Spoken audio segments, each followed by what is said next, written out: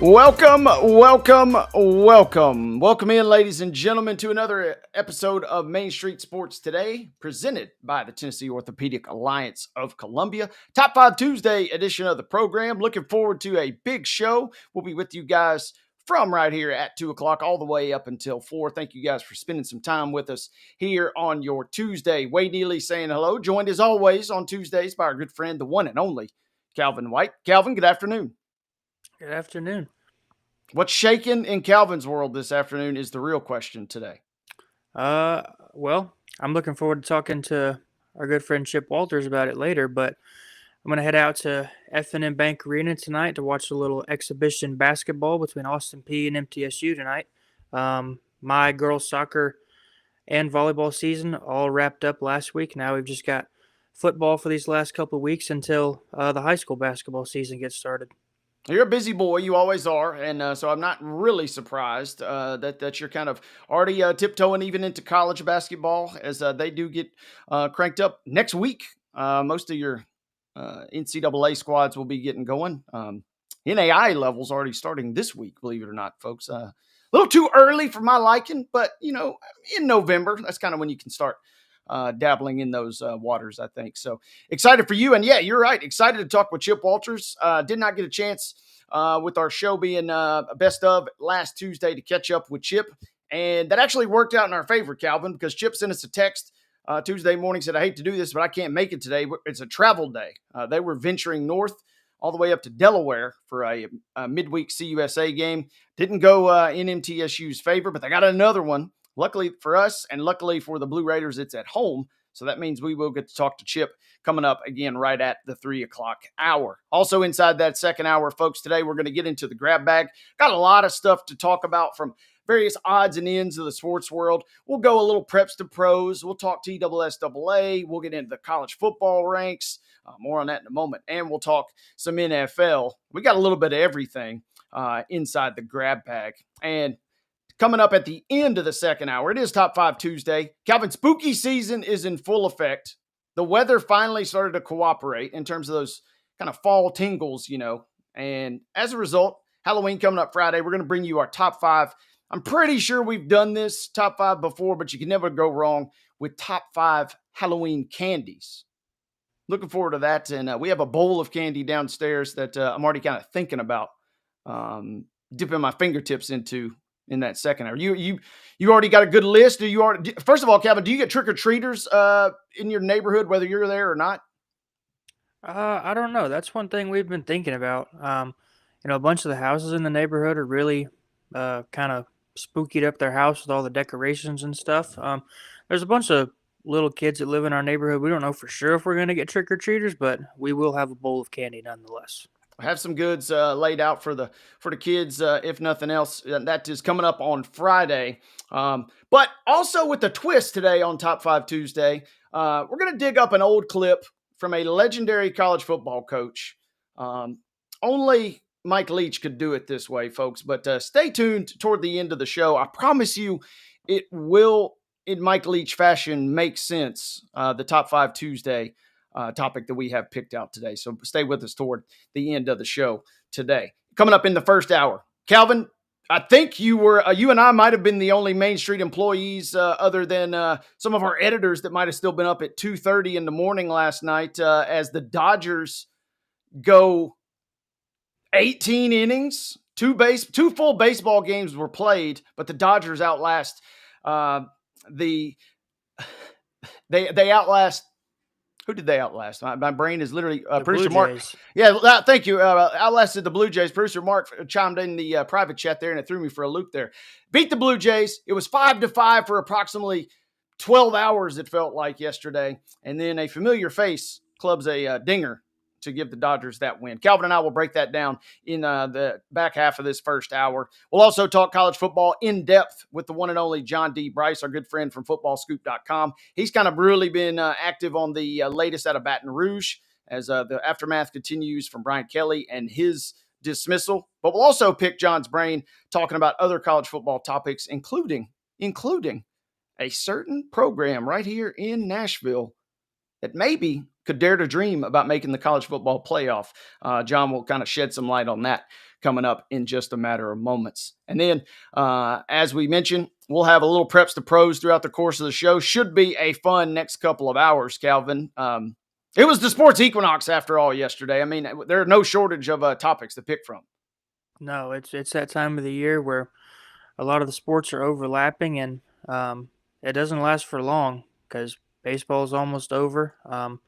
But the NBA and the NHL just started, so we're going straight from one season to the next. Rolling right into it, and we would have it no other way. And speaking of rolling right into things, a little bit lighter on the rundown, but that doesn't mean we're not going to bring you guys the scores and the schedule any less. So, with that being said, ladies and gentlemen, let's kick it to the official start of the show. Let's give you those Monday night scores. Let's give you this Tuesday night schedule on a little thing we like to call the rundown. This is the rundown. Rundown begins, boys and girls. Only a handful of games last night. As we mentioned, it was the sports equinox. And so we got NFL action as Kansas City defeats Washington. That final was 28-7. Ugly result last night late on the West Coast for the Memphis Grizzlies. They fall to the Warriors 131-118. And again, much, much more on this game here in just a matter of moments as the Dodgers, Game 3 of the World Series, goes to the home team. The Dodgers win that one in 18 innings over the Blue Jays, 6-5. TSSAA State Girls Soccer Tournament action today. We have some finals, but coming up on the schedule today, Houston and Summit kicked off at 1:30. Merrill Hyde and Cascade, Station Camp and Dyersburg. All of those games kicked off at 1:30, and Stewart's Creek and Franklin will kick off at 4 o'clock p.m. Liberty Creek beat Greenville 2-0, and Collierville shut out Siegel 4-0. Tonight's NHL action, the Tampa Bay Lightning travel north to Nashville to play the Preds at 6:45. You can find that game on FanDuel Sports Southeast. And Game 4 of the World Series between the Toronto Blue Jays and the Los Angeles Dodgers is tonight at 7 p.m. on Fox at Dodger Stadium. Like Wade said, light rundown. So those were your scores. That was your schedule, and that concludes today's rundown.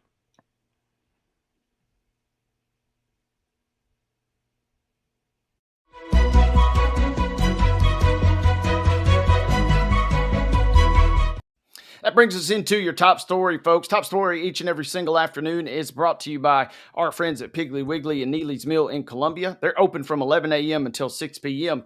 Be sure and check them out for your delicious daily deli lunch options, where they also offer hand-cut meats, and everything is cost plus 10% at the cash register. Once again, Piggly Wiggly, Neely's Mill in Columbia, presenting you our top story. Calvin Sports Equinox delivered on a number of different fronts last night.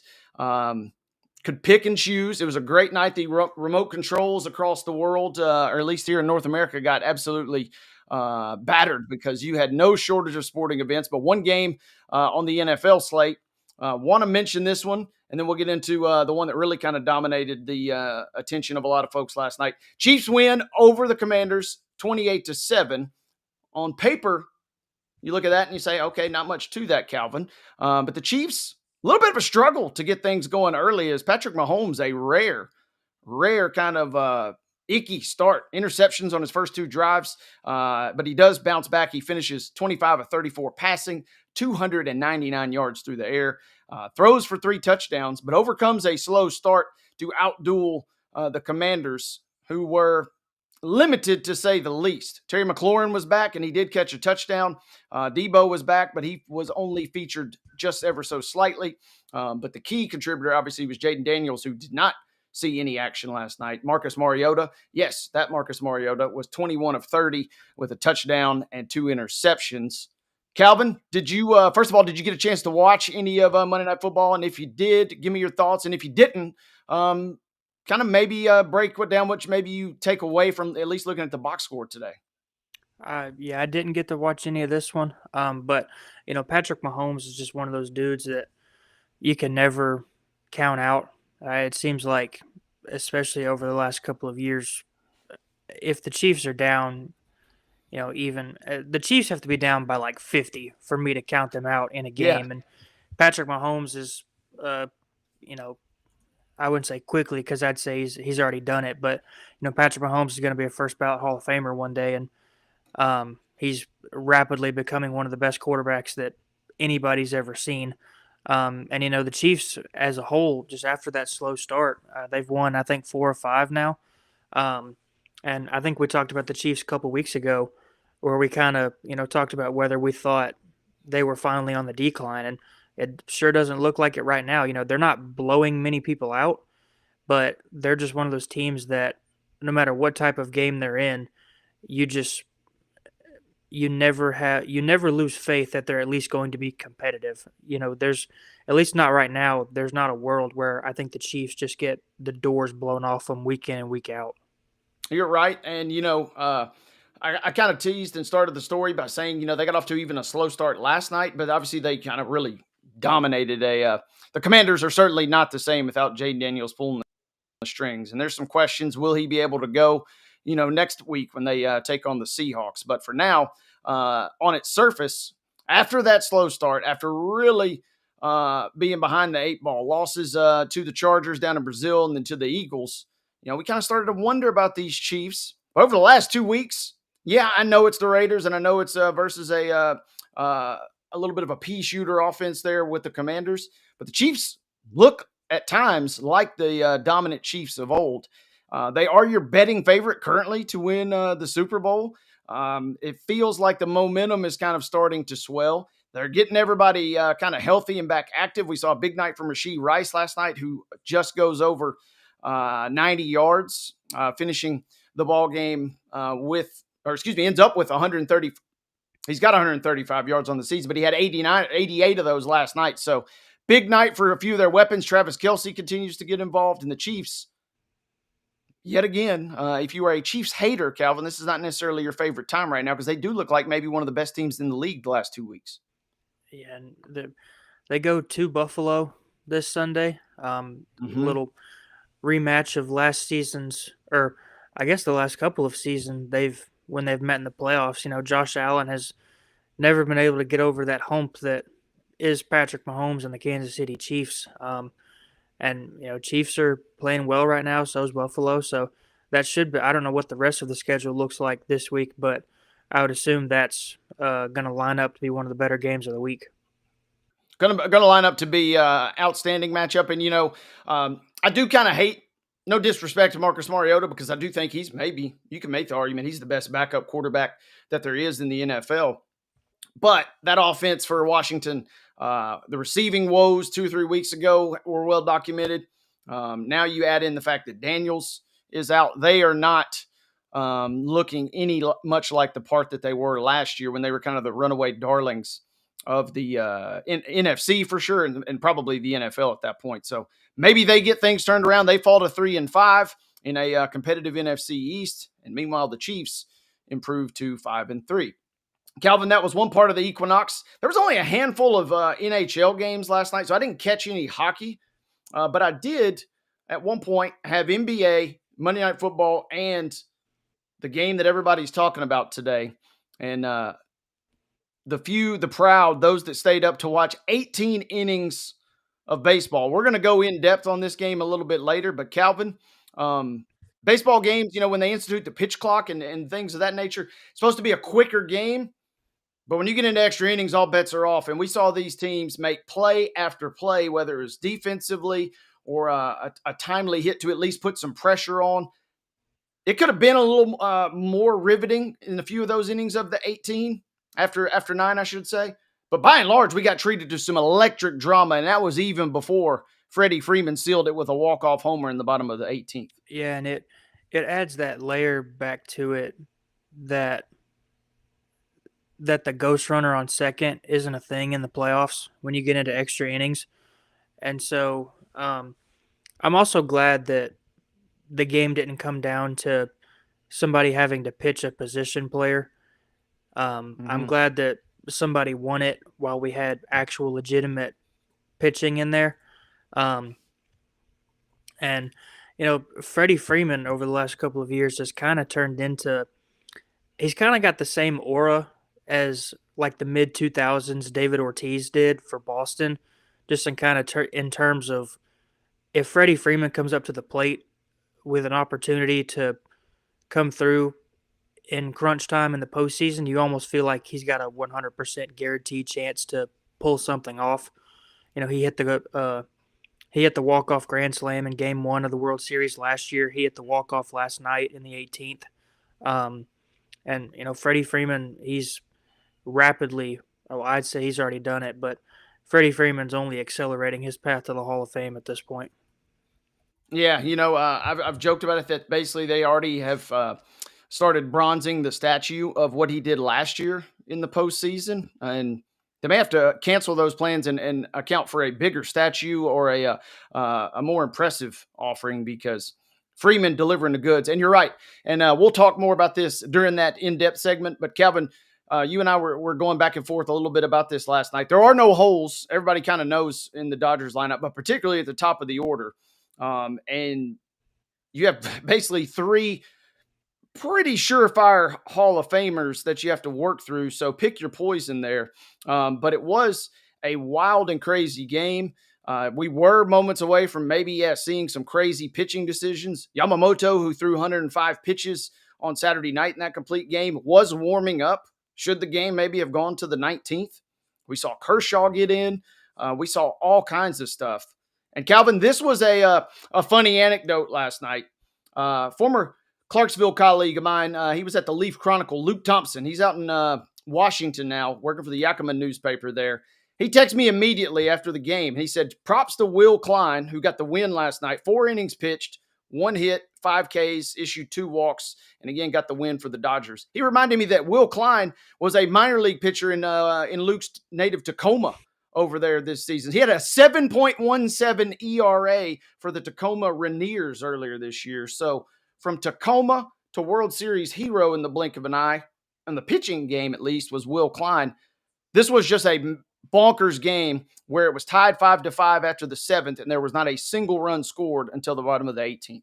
Yeah, and Will Klein threw about 45 more pitches than his previous career high. And Clayton Kershaw came in the 12th and with the bases loaded and got 1 out, and then they took him out. I bet some Dodger fans kind of had PTSD when even though Clayton Kershaw is one of the best pitchers of all time, he's had his postseason woes. So I bet there were a lot of Dodger fans that were probably clinching their pearls when Clayton Kershaw came into the game with the bases loaded. But he got a ground out. Tommy Edman made a nice play to preserve the tie, and 6 innings later, Freddie Freeman does what he does and ended the game. It is a wild game, and it was a wild game, and it is a wild box score. And we have a special segment again towards the top of this 2:00 hour here, where I'm going to blow some folks' minds with some of the eye-popping stats and some firsts and some first-time senses, those type categories. Because, well, when you go 18 innings in a World Series game, you're bound to run into some interesting stat lines. So we'll go in depth on that. But again, final score last night, Dodgers win at 6-5. They take a 2-1 lead in this best of 7 series, and they will be back at it in short order. Get right back out to action here this evening. So looking forward to probably not going to be able to match what we saw last night, but should be fun nonetheless. We're going to take a quick timeout, folks. When we come back, it's time to talk all things college football. We'll start with a little LSU talk, as our good friend John Bryce from Football Scoop has been active on that search and those scenes there as Brian Kelly was dismissed over the weekend. We'll also talk about other teams that have maybe helped their case for a college football playoff, maybe even one close by. Which teams are potentially already cooked? We'll discuss that with our good friend. Once again, John Bryce from Football Scoop is on the other side of this timeout, folks. You are watching Main Street Sports Today, where we are presented by the Tennessee Orthopedic Alliance of Columbia.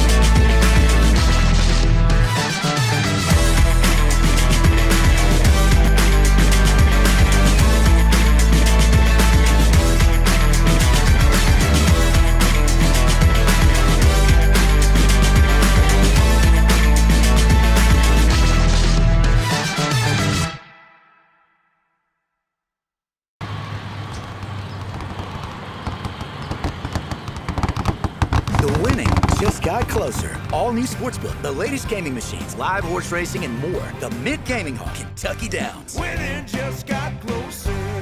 Deep in a forest at Nashville Zoo, new creatures here for you to view. Phantoms graced in black and white swing high in trees of dappled light. In rocky crags, tall and steep, small antelopes with nimble feet. A wise old man with beard of white, a sentry perched on stony height. Amidst it all, a hunter lies, with coat of gold and steely eyes. A new adventure just for you. Leopard Forest at Nashville Zoo. Open now. Busy bee, yeah, busy bee. If you need... Hold on, y'all, hold on. I need to make a call. Hey, this is Brianna with Busy Bee. I'm giving you a call to let you know your technician is on his way. 3-3. Bee, oh, busy bee. Guys, not yet. Not yet. Busy bee, oh, Now busy I'm ready, bee. guys. Call 775-7833. Custom Stone Handlers supplies over 600 distributors and suppliers with quality stone products. Along with Riverstone, we produce and distribute over 100 building, landscape, and other bulk products. Our goal is to provide quality products, service, and partnerships to ensure our customers' success. We firmly believe the measure of any person or company is how you treat other people and customers. Give them a call at 931-490-4990 or visit CustomStoneHandlers.com.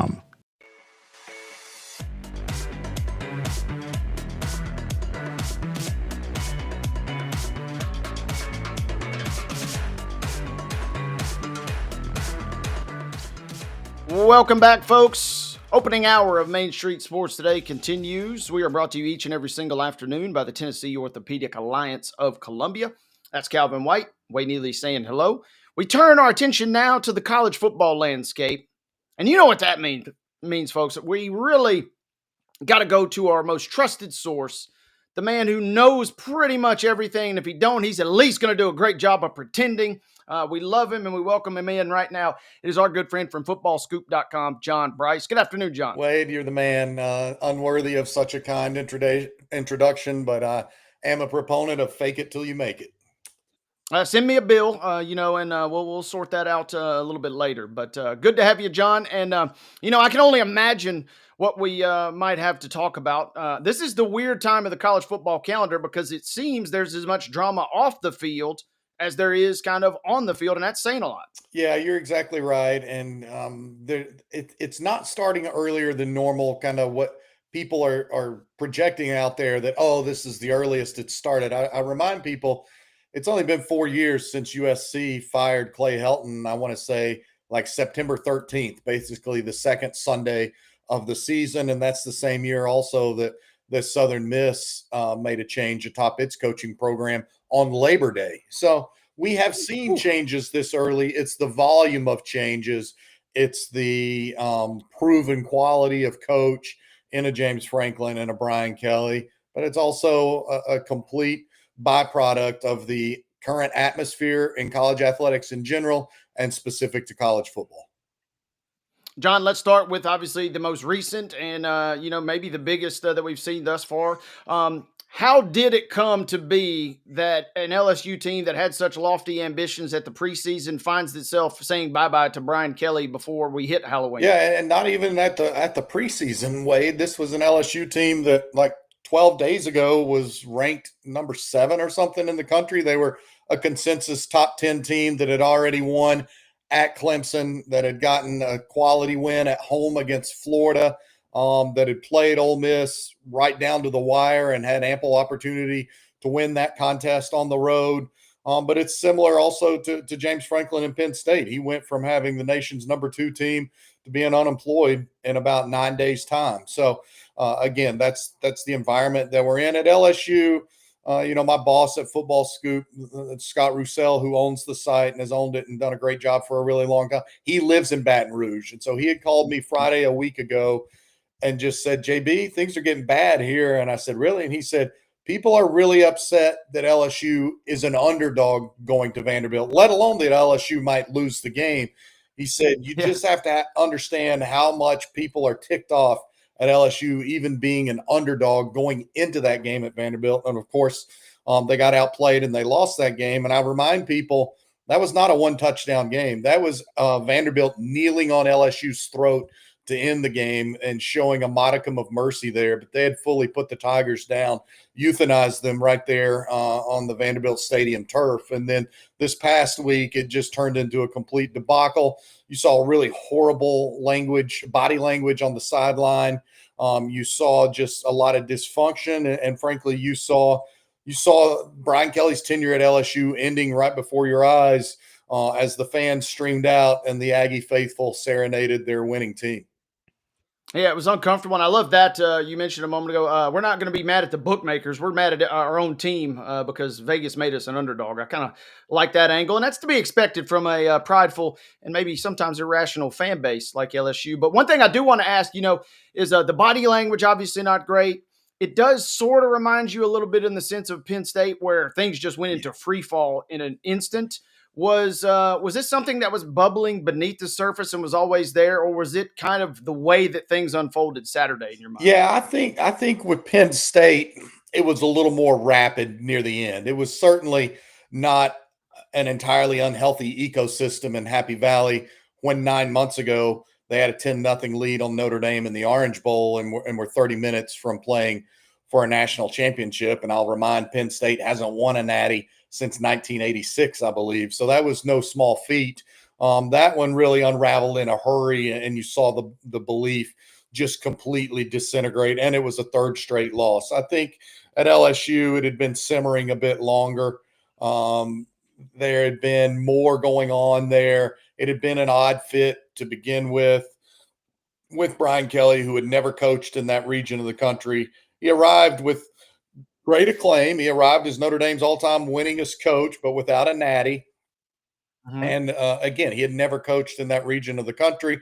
He got off to a few missteps. I'll forever trace the ultimate beginning of the end for Brian Kelly to when he lost Mike Denbrock back to Notre Dame as offensive coordinator after the 23 season, after Denbrock had helped Jaden Daniels win the Heisman Trophy, after LSU had set records on offense just years after they had set all those records with Joe Burrow and Jamar Chase and Brian Thomas and those guys. And he didn't do a good job replacing Denbrock. Also, when you talk to people around Brian Kelly, you understood how stung he was that he had brought in Denbrock from Cincinnati, given him a better job as an offensive coordinator really than he had ever had, certainly more pay at that time than he had ever had. And then Mike Denbrock got a 3-year deal from Notre Dame and bounced. And Brian Kelly did not adjust well.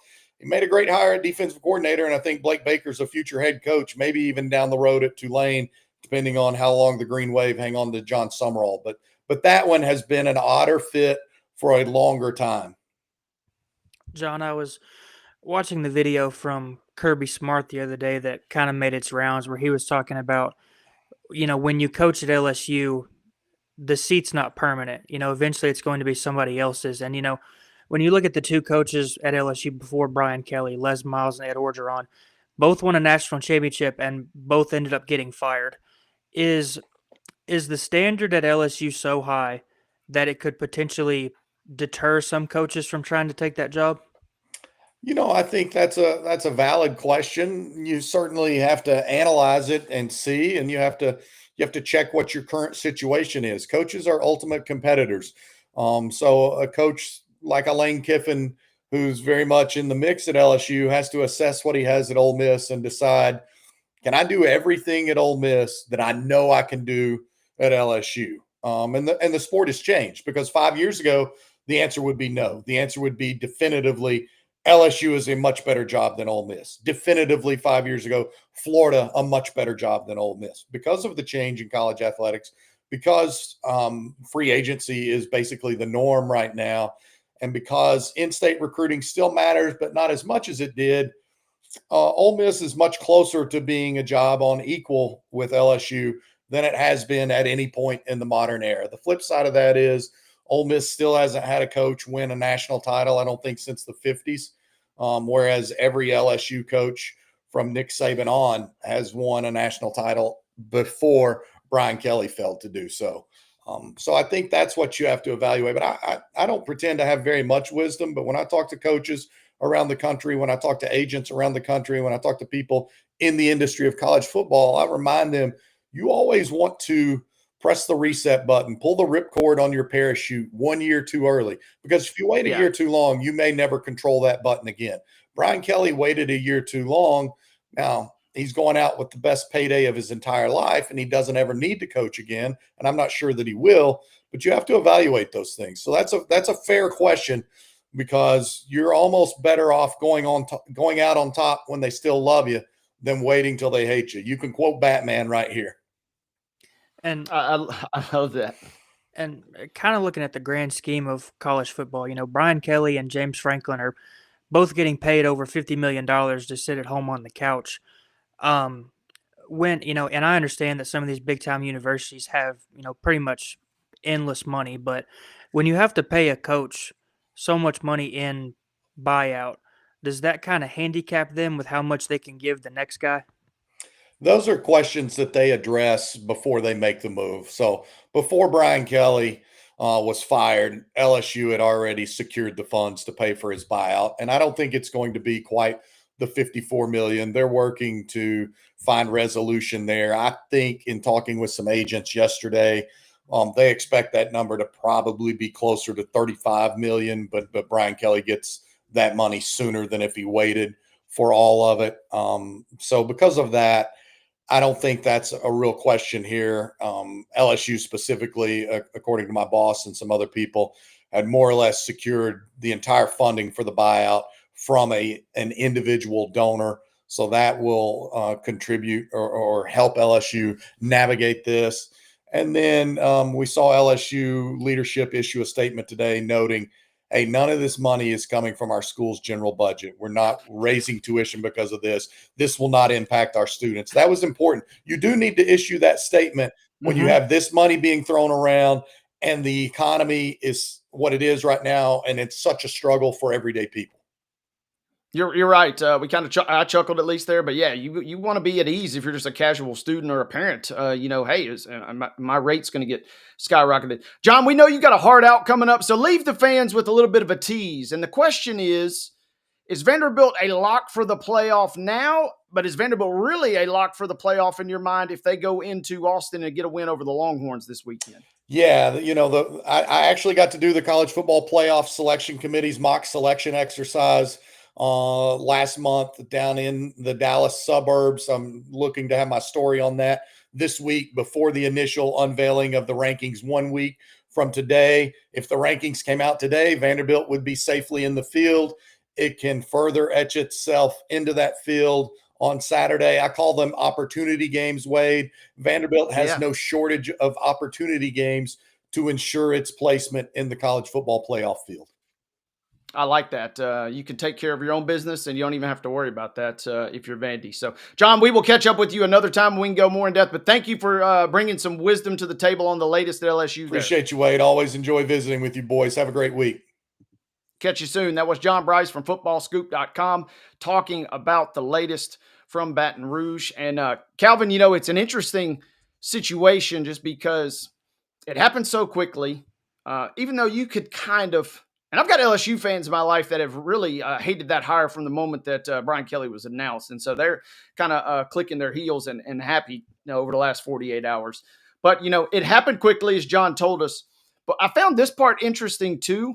They can't really go out and immediately kind of begin because they're also in the midst, and, infer from this what you will about the pecking order of the world, but they're also in the midst of a search for a new university president. And we know, we like to joke, that football coaches are, often the most highest paid employees in the state of their respective university. But you got to sort out the presidential search on campus, John writes at footballscoop.com. Then that becomes the question, will your athletic director, Scott Woodward, who Mo and I talked about at length yesterday, famous for that Jimbo Fisher contract, famous for Buzz Williams' contract to Texas A&M, and now famous for the buyout for Brian Kelly. The new president, kind of once you get that sorted, he can kind of determine if that AD, Mr. Woodward, will be involved at all. And that will obviously have an impact going forward. Yeah, and LSU's looking for a new offensive coordinator too. Fired their offensive coordinator yesterday as well.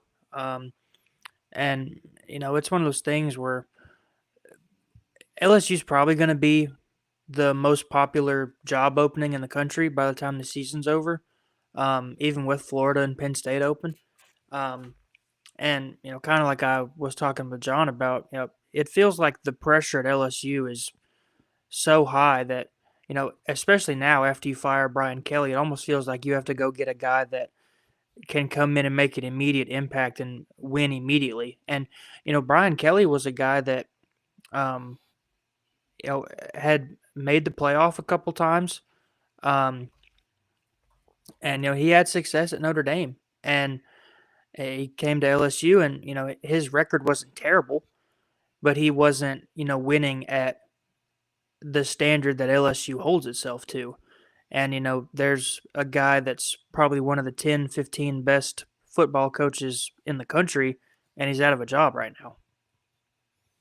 Yeah, and there's no way to quantify this, but Mo and I kind of dipped our toes in these waters yesterday, just because you're right. Are a coach now with a proven track record at a proven university with a winning pedigree. The way that college football is now, and because the teams in the SEC in particular are kind of so more evenly matched than ever, there's a little more parity. You're going to be on the wrong side of a few closer games maybe than you would have been in years past. And in a sport where not as much as it used to, obviously, but one or two losses either direction can really, really hurt you and see you out the door. Nothing really feels like a guarantee now more than ever, because you're right. Kelly's record was sterling outside of, the lack of a national championship. He seemed like a safe bet, but it clearly did not work. Yeah, and 99% of other places in the country, he's safe. Right. With this level of success that he had. It's just that he's now playing I guess he's playing in any league for the first time in forever, since Notre Dame's not in a conference. But, now he's in a conference with, 5 of the top 10 teams in the country, between Alabama, Georgia, Vanderbilt, I guess, if you want to throw them in there at this point. And, he just wasn't, I guess, holding up his end of the bargain and winning as much as LSU wanted him to. Yeah, and again, that's going to be fascinating. And one thing that is for sure, Calvin, is Lane Kiffin.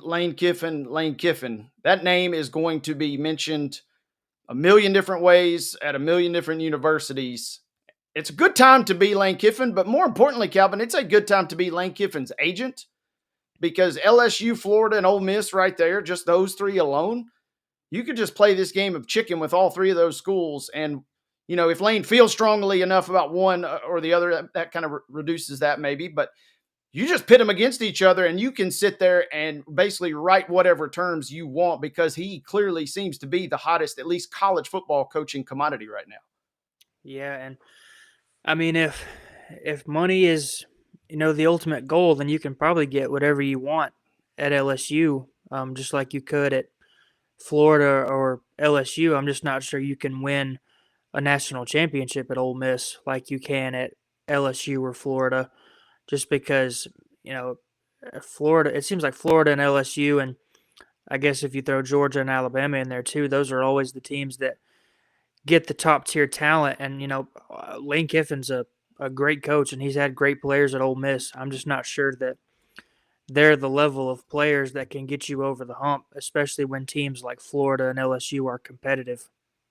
I'm with you a little bit, and I've been on record on this show, especially on the Wonder Slate, and it's burned me a few times, including last week versus Oklahoma.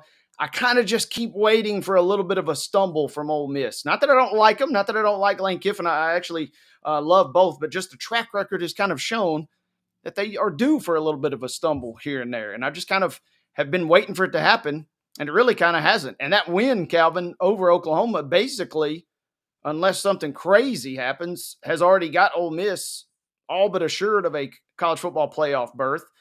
And in a season where, maybe Ohio State, other than them, it doesn't feel like there's this Death Star, juggernaut that can't be beaten.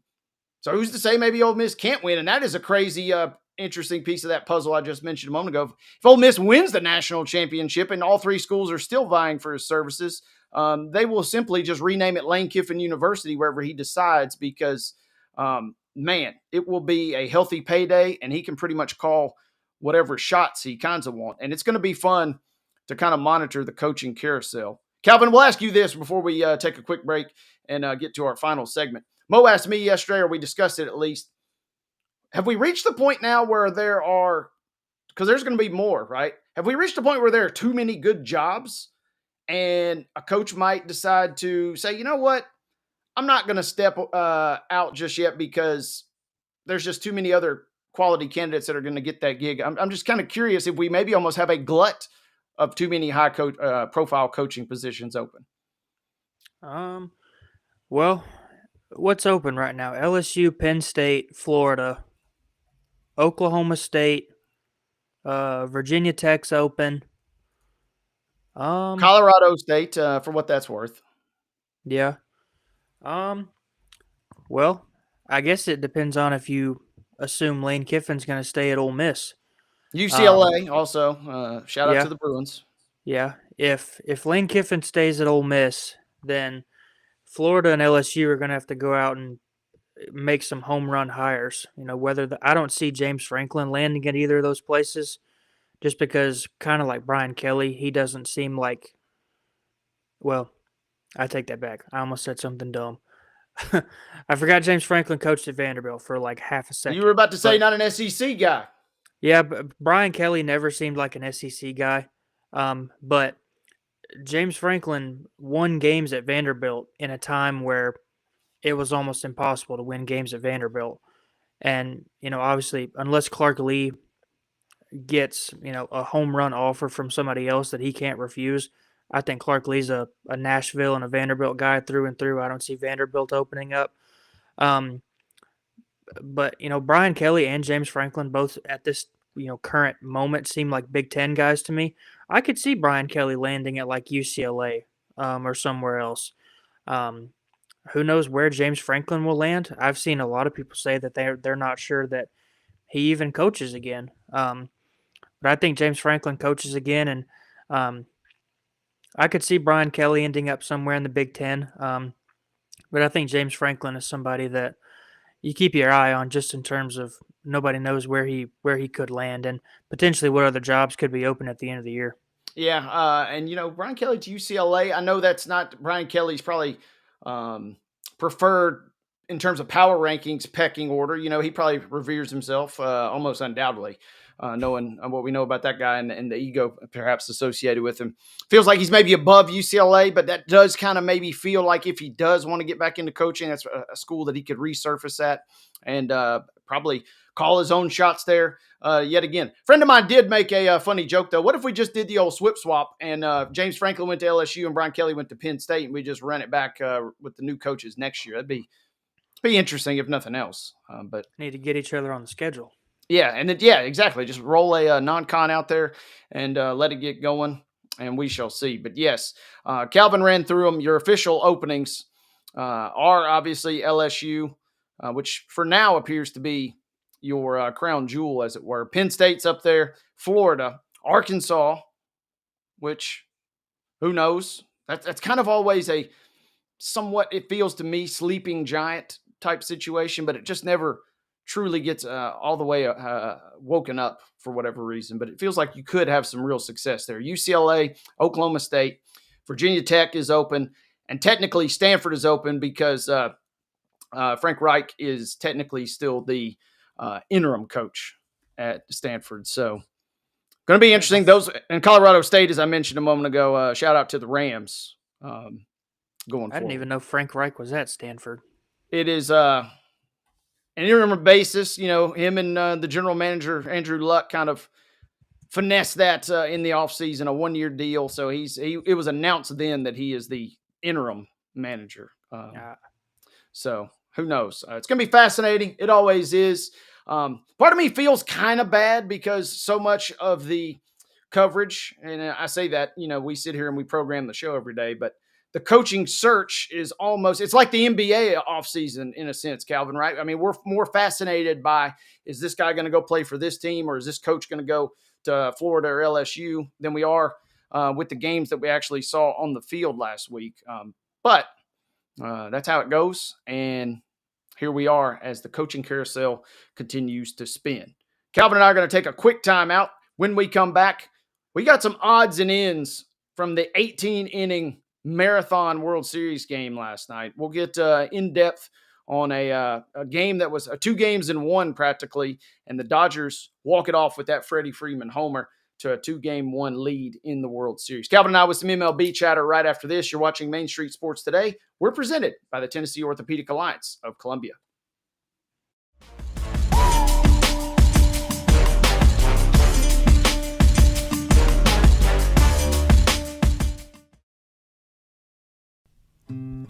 Columbia Power and Water Systems is dedicated to bringing our customers reliable, local service. Whether you're turning on a light switch, your faucet, or streaming on TV, our dedicated team members from here in Murray County work every day to keep you on. If you need us, call us 931-388-4833 or visit cpws.com. CPWS, local service, local support.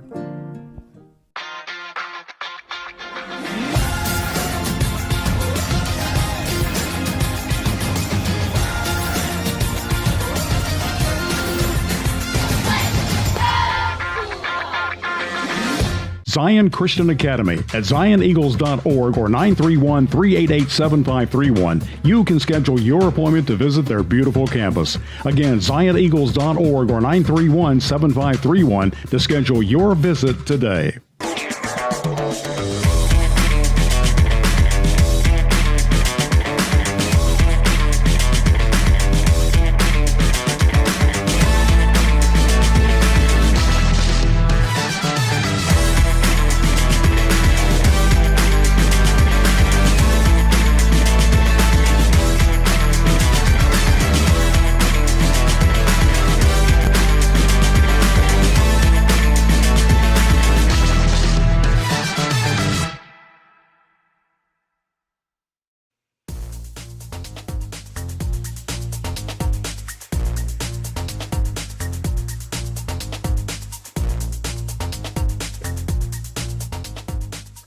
Welcome back, folks. You're watching Main Street Sports Today, where we are presented, as always, by our friends at the Tennessee Orthopedic Alliance of Columbia.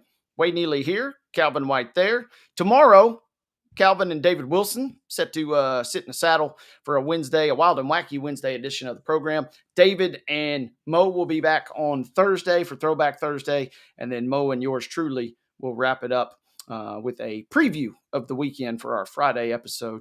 Looking forward to another big week here. Thanks to you guys for tuning in. Calvin, speaking of tuning in, I guess first things first, how much from start to finish of this 18-inning marathon were you able to ingest last night? I didn't get to watch any of the first 10 innings, which is that's about where I was, to be honest. Yeah, this is going to sound bad because I'm a psychopath. I went to the gym. I left the house at midnight, and I had the radio on 102.5, and they were carrying the World Series, and I was listening to it, and it was in the 11th inning, I think. And so by the time I got to the gym, it was in the 12th. I tried to listen to it on my phone in the gym, but the service was bad, and the app was buffering, so I just turned it off, and they didn't have it on any of the TVs. And so you're in limbo at the gym? What do you mean?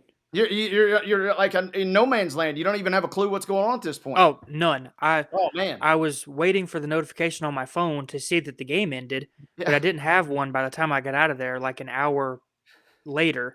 I get back in the car. I put the radio back on. It's in the 15th inning.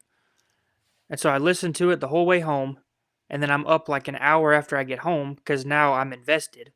I'm too deep in. I've got to see how it finishes. This is one of the best World Series games of all time. I would hate to not see how it ends. So I put it on the TV and watched the final 3 innings, and then just watch pitching and defensive masterclass until Freddie Freeman nukes one over the center field wall. Unreal stuff. You navigated that about as well as you could have. And I know of what you speak. Sometimes those gyms, they got all the bricks, and the service in certain gyms is not the best, or in your case, non-existent. So yeah, you were kind of in no man's land there. 6 hours and 39 minutes. Mine was a little different, Calvin. We started on me and the wife were watching some of it on the big screen, the big television to start, and it's spooky season, so we're trying to catch some scary movies. We watched part of a scary movie till the wife has to go to bed. She's an early sleeper, so at that point, I pivot and I go upstairs, working on a few things. Got where I'm broadcasting from this afternoon, working on a few things. Got it on the TV, keeping tabs. Then I got to go check on the dog downstairs every night before we go to sleep. And I carry the laptop downstairs, watch the final bit on the laptop. So I had like 4 different viewing setups over the course of this thing. It felt like I watched 2 or 3 different ball games, and for good reason. 6 hours and 39 minutes. And I love this post on Bluesky last night from our good friend and a recurring guest on the show, Brian D. Fisher. A flight from Toronto took off an hour before first pitch. There's a Air Canada flight 854 from yesterday. It took off an hour before first pitch, flew all the way to London, and by the time it landed at Heathrow Airport in London, the game was still going. So I hope that they at least had screen access taken off from Toronto and Air Canada. Hopefully they were able to tune in to the Jays. 5-5 early in the game, or in the 7th, which proved to be early in the game. Goes 6.5 hours, ends at roughly 2 a.m. And we saw some crazy stuff coming out of this game as Freddie Freeman hit a walk-off home run yet again. This is crazy that, let's see. Yeah, here we go.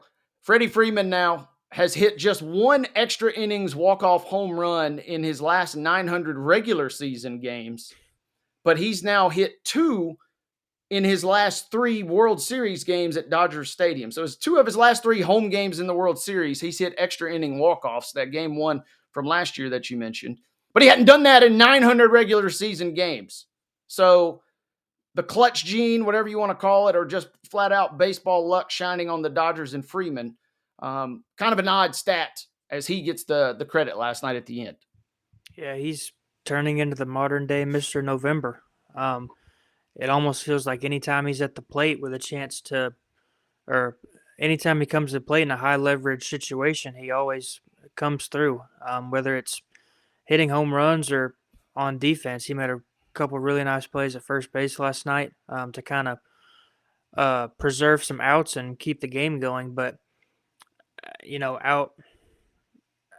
Shohei Ohtani did what he did last night, and I feel like we're talking about what Freddie Freeman did more than we are about Shohei Ohtani. And what Shohei Ohtani did was one of the best performances in any baseball game ever, which feels like something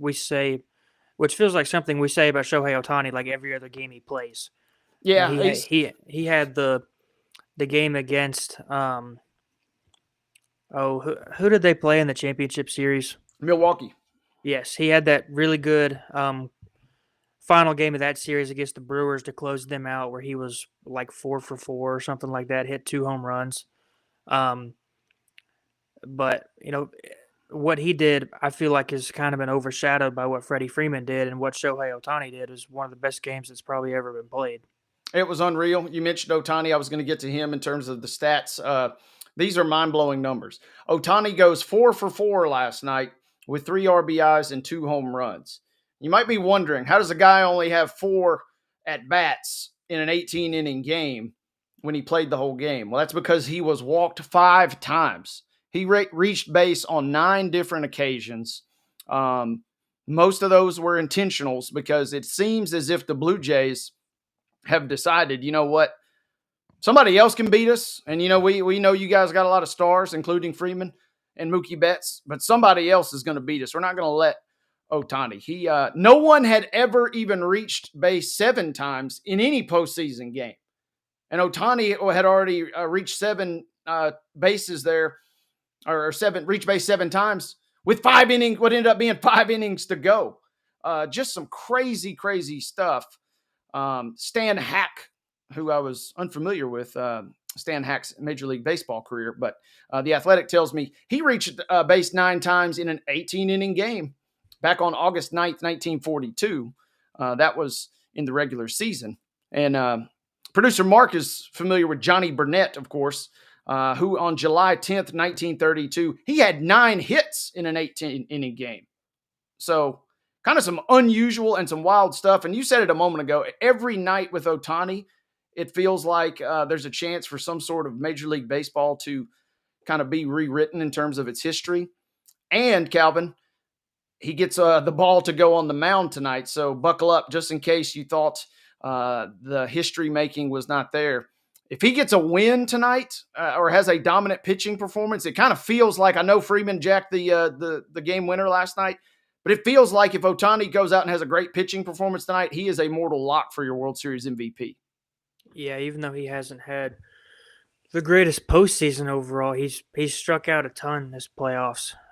But doing what he does, especially last night, and then if you go out and pitch a dominant Game 4 and the Dodgers go up 3-1, I feel like just those 2 games alone would be enough to kind of push him over the hump for that World Series MVP and just kind of further his resume and case for the Hall of Fame and maybe even the best player that's ever played the game. You may be wondering, we're talking about Ohtani. What can't he do? Well, apparently steal bases. He actually is a really good base runner, but he was caught stealing on a bullet down to second base in the bottom of the 9th. And at that point, you're thinking, oh, man, that's the play that the Blue Jays are going to need to maybe come back and win this game in the 10th. We still had a whole nother baseball game to go. George Springer left the game with some abdominal issues. We talked about his knee a couple games ago. Abdominal issues were there. He's replaced. We saw Davis Schneider. He was gunned down at the plate. We saw some brilliant play defensively. Tommy Edman was only 1 for 8 at the plate last night, but we'll give him a pass because he had 2 electric plays in the field. My guy out of the bullpen, Calvin, I don't know what inning this was because it took 6 hours. But Sasaki, the relief pitcher for the Dodgers, pivotal point, I want to say in the 8th or 9th inning, there's a comebacker. The Blue Jays have runners at second and third. The ball gets stuck in his glove, and he kind of fumbles a little bit. He was almost a second away from having to do the old school, just throw the glove over to the bag, but he gets it out, underhand tosses, gets out. I mean, there were crazy plays defensively. That's why this game, despite going 18 innings, only ends 6-5 last night. And if you're wondering, what are you going to do for an encore? We only got a couple hours because, again, getting done at 2 a.m. Central Time. So, midnight local time, you got to come back a 7 p.m. first pitch tonight. Calvin, the question simply becomes, can the Blue Jays pick themselves up off the mat after such a gut punch last night? You would think so, especially after what they did in Game 1. I know that was the first game of the series, and, it was anybody's game at that point. But if the Blue Jays can somehow replicate what they did in Game 1 to tie this thing back up at 2, we talked about it before the World Series even began. It kind of feels inevitable that the Dodgers are going to win the whole thing. We just hoped for a competitive series, but after what the Blue Jays have done the first 2 games, it feels like the Blue Jays can it feels like they will definitely be competitive, if not even have a shot to win it. Vegas gives the Dodgers you got to wager $500 to win 100 right now. After Game 1, that series was basically a dead even. Dodgers were a slight favorite entering last night, and again now with that 2-1 lead and Ohtani on the bump tonight, they're a 5-1 favorite. Plus 380 are the Blue Jays. So if you wager $100, you win 380. Ohtani will throw for the Dodgers. I mentioned Shane Bieber gets the ball tonight for the Blue Jays. 7:08, your first pitch time. It is going to be a dandy, and we hope we get any ounce of drama that we saw from all 18 innings last night. Top of the hour is upon us. That means it's time for a quick break, and that means on the other side of this timeout, our good friend, the Blue Raider voice, Chip Walters, will join us. An update on all things MTSU related after we take a quick timeout here on Main Street Sports Today, presented by TOA of Columbia.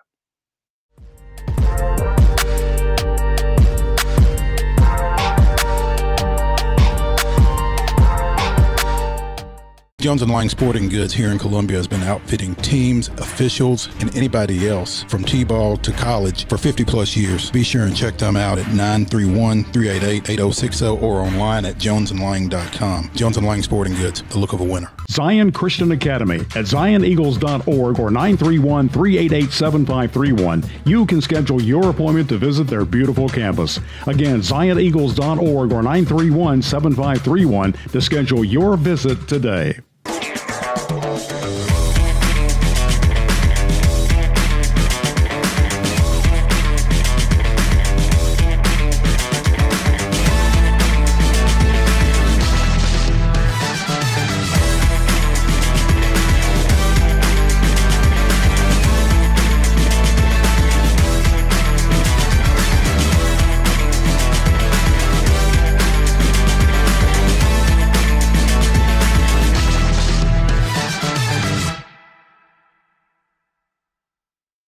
Is your internet slowing you down?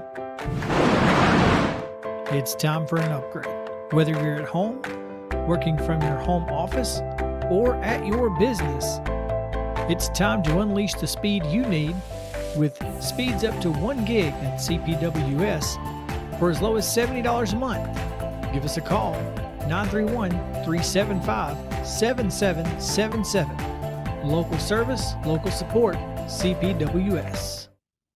Piggly Wiggly, located in Neely's Mill Shopping Center, is Columbia's locally owned and operated Cost Plus 10 grocery store dedicated to serving the community with low prices and smiling faces. Piggly Wiggly offers fresh, hand-cut meats daily as well as daily hot plate lunches from their deli counter. You're certain to see smiling faces and a helping hand when you're here at Piggly Wiggly. Come by and check out our fresh produce, high-quality meats, and more. Down home, down the street, we'll see you at the Pig.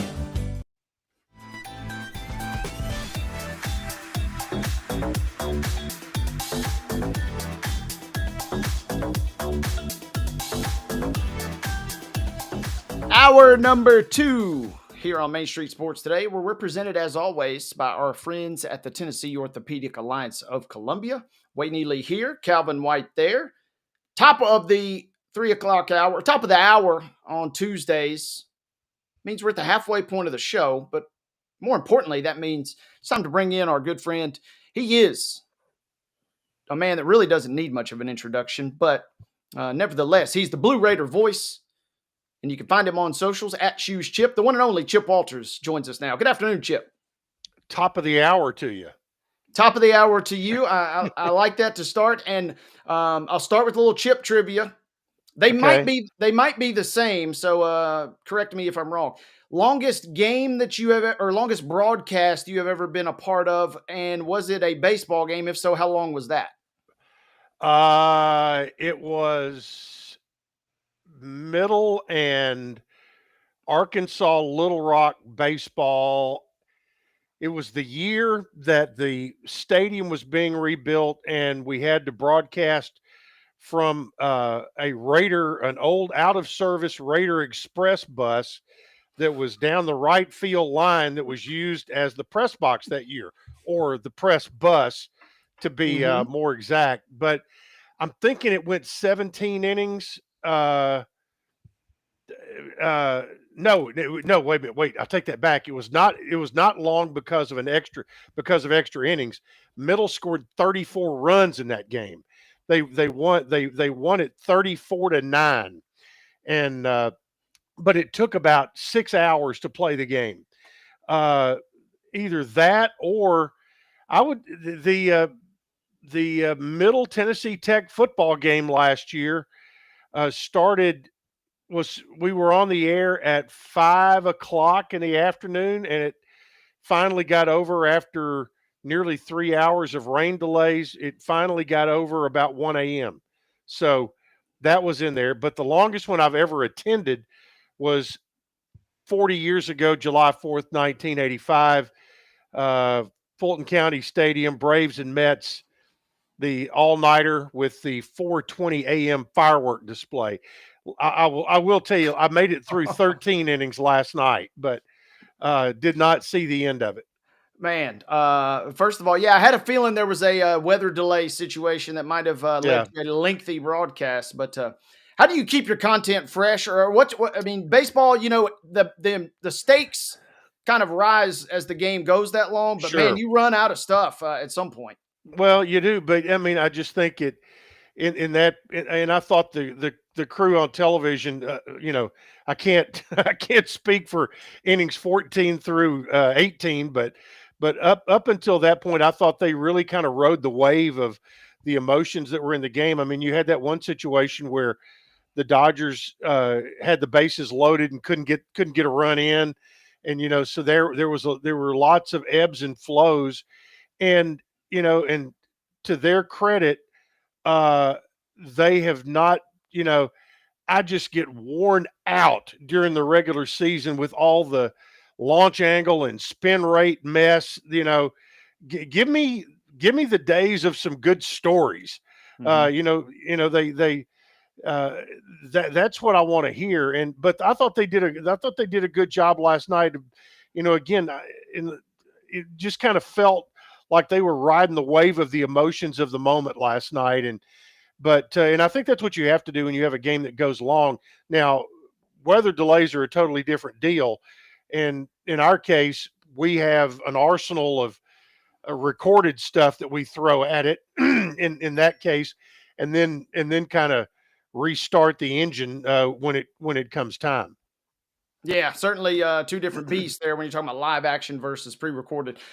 Chip, as we get into MTSU, one thing I did want to mention, I love the quote that Dodgers relief pitcher Jack Dreyer, he came in early in the brouhaha there, and he said basically they played a whole nother game. He had a steak in the dugout. That's how long of a game. Oh, really? Wow.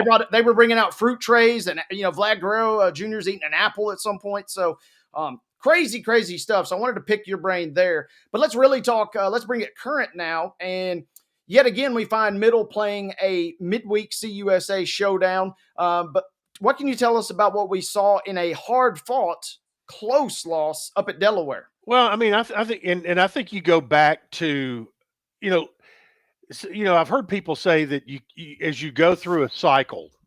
Last year in October, Middle was not playing a ton of close games.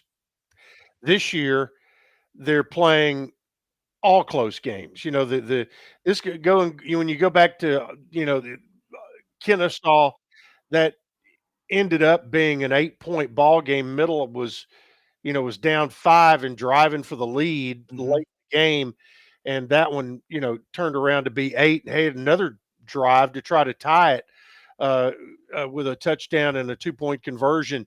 Then you come home to Missouri State. You've got the lead in that one, and you end up losing by 2 at home. You go to Delaware and a game that had, I think, 4 lead changes throughout and end up being, 31-28. You think about there's one drive, you're on the doorstep. Nick Vattiato throws an interception, one that gets tipped, but ball probably should not have been thrown. And then on the flip side, you have your defense getting off the field after a 3rd and 9 or whatever that was not converted, but a late flag because on the completely other side of the field, you have a defensive back that gets called for an unsportsmanlike conduct for jawing with somebody.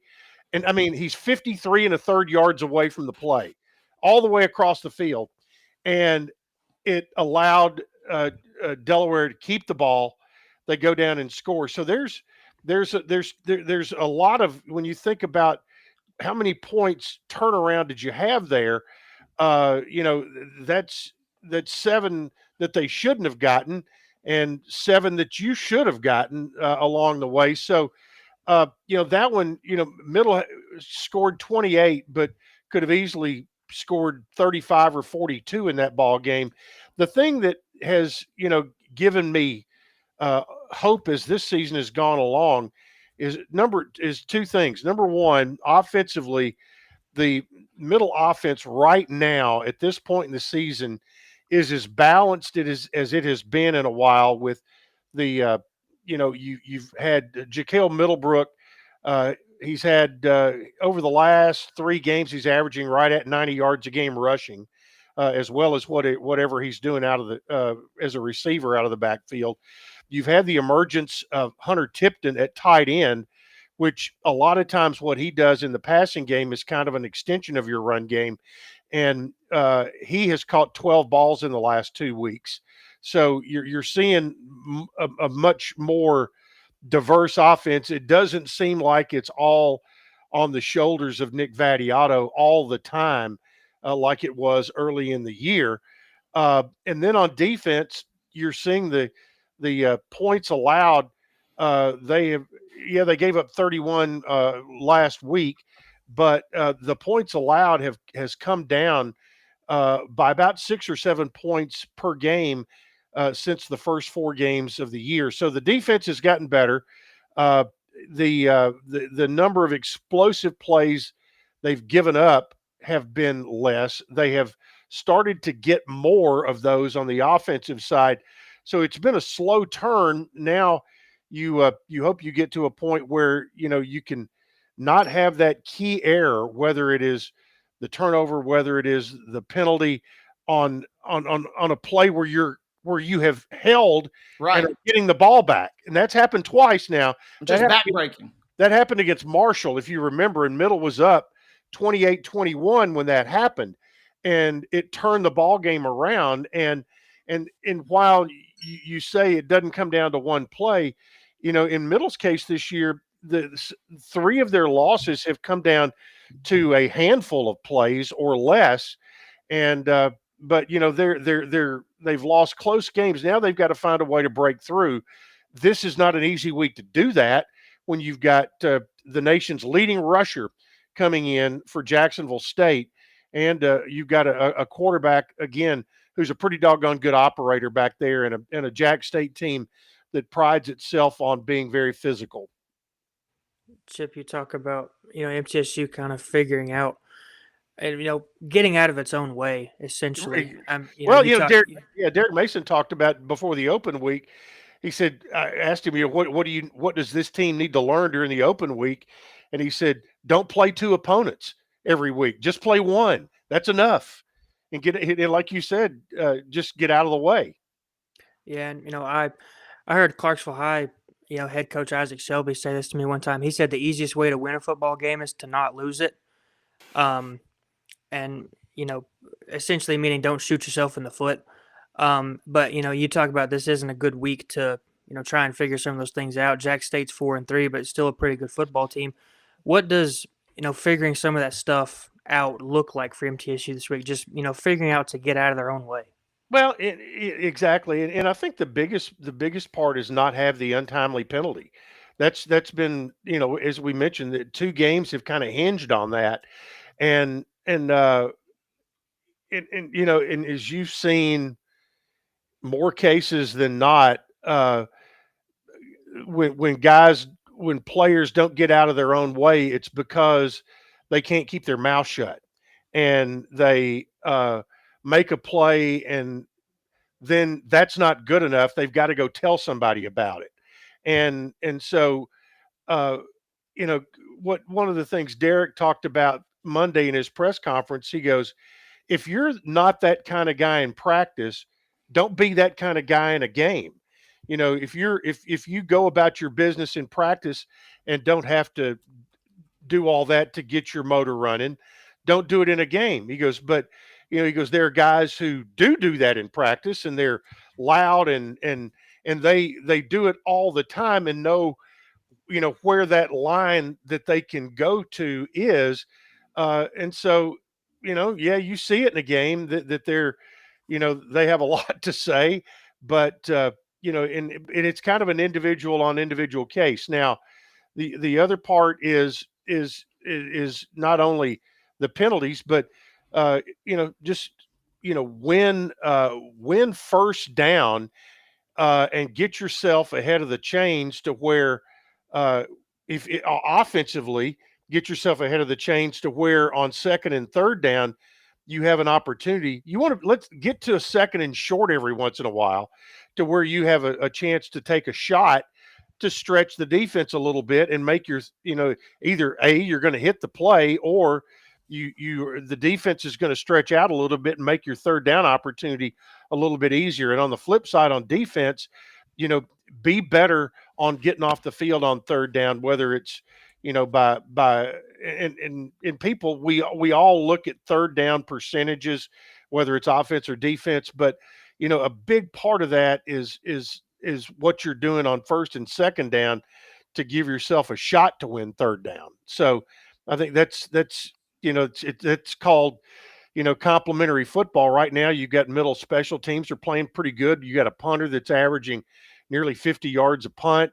You got a freshman kickoff guy who is the number one freshman kicker in the country as far as touchbacks are concerned on kickoffs.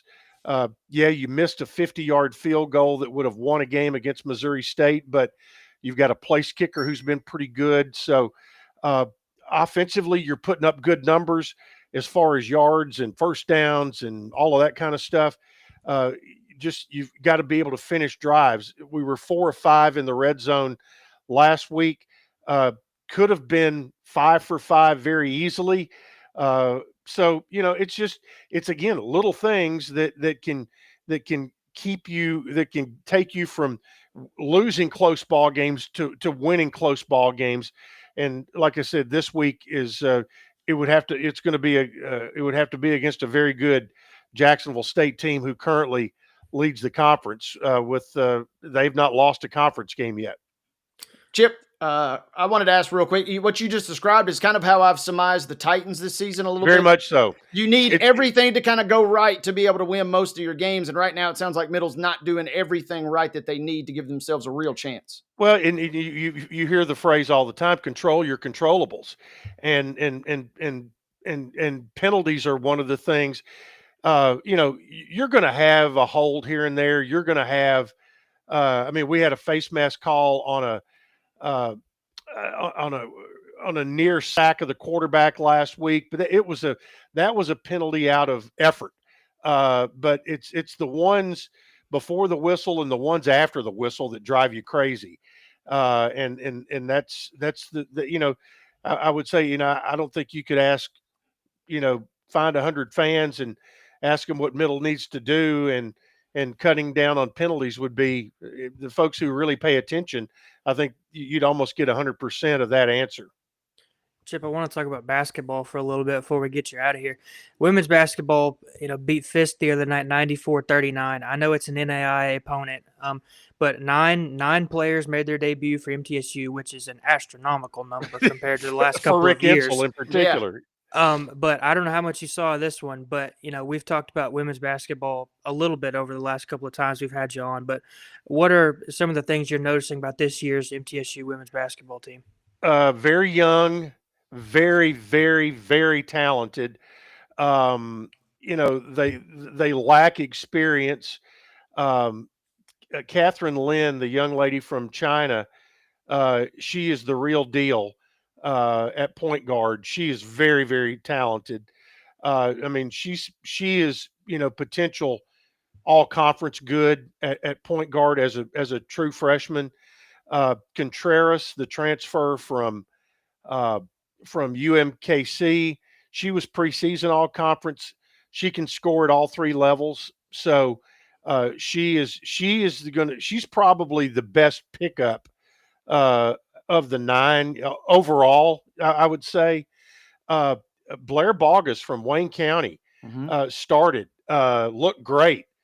Macy Pfeiffer, Mississippi Gatorade Player of the Year last year. She played a ton, looked really good out there.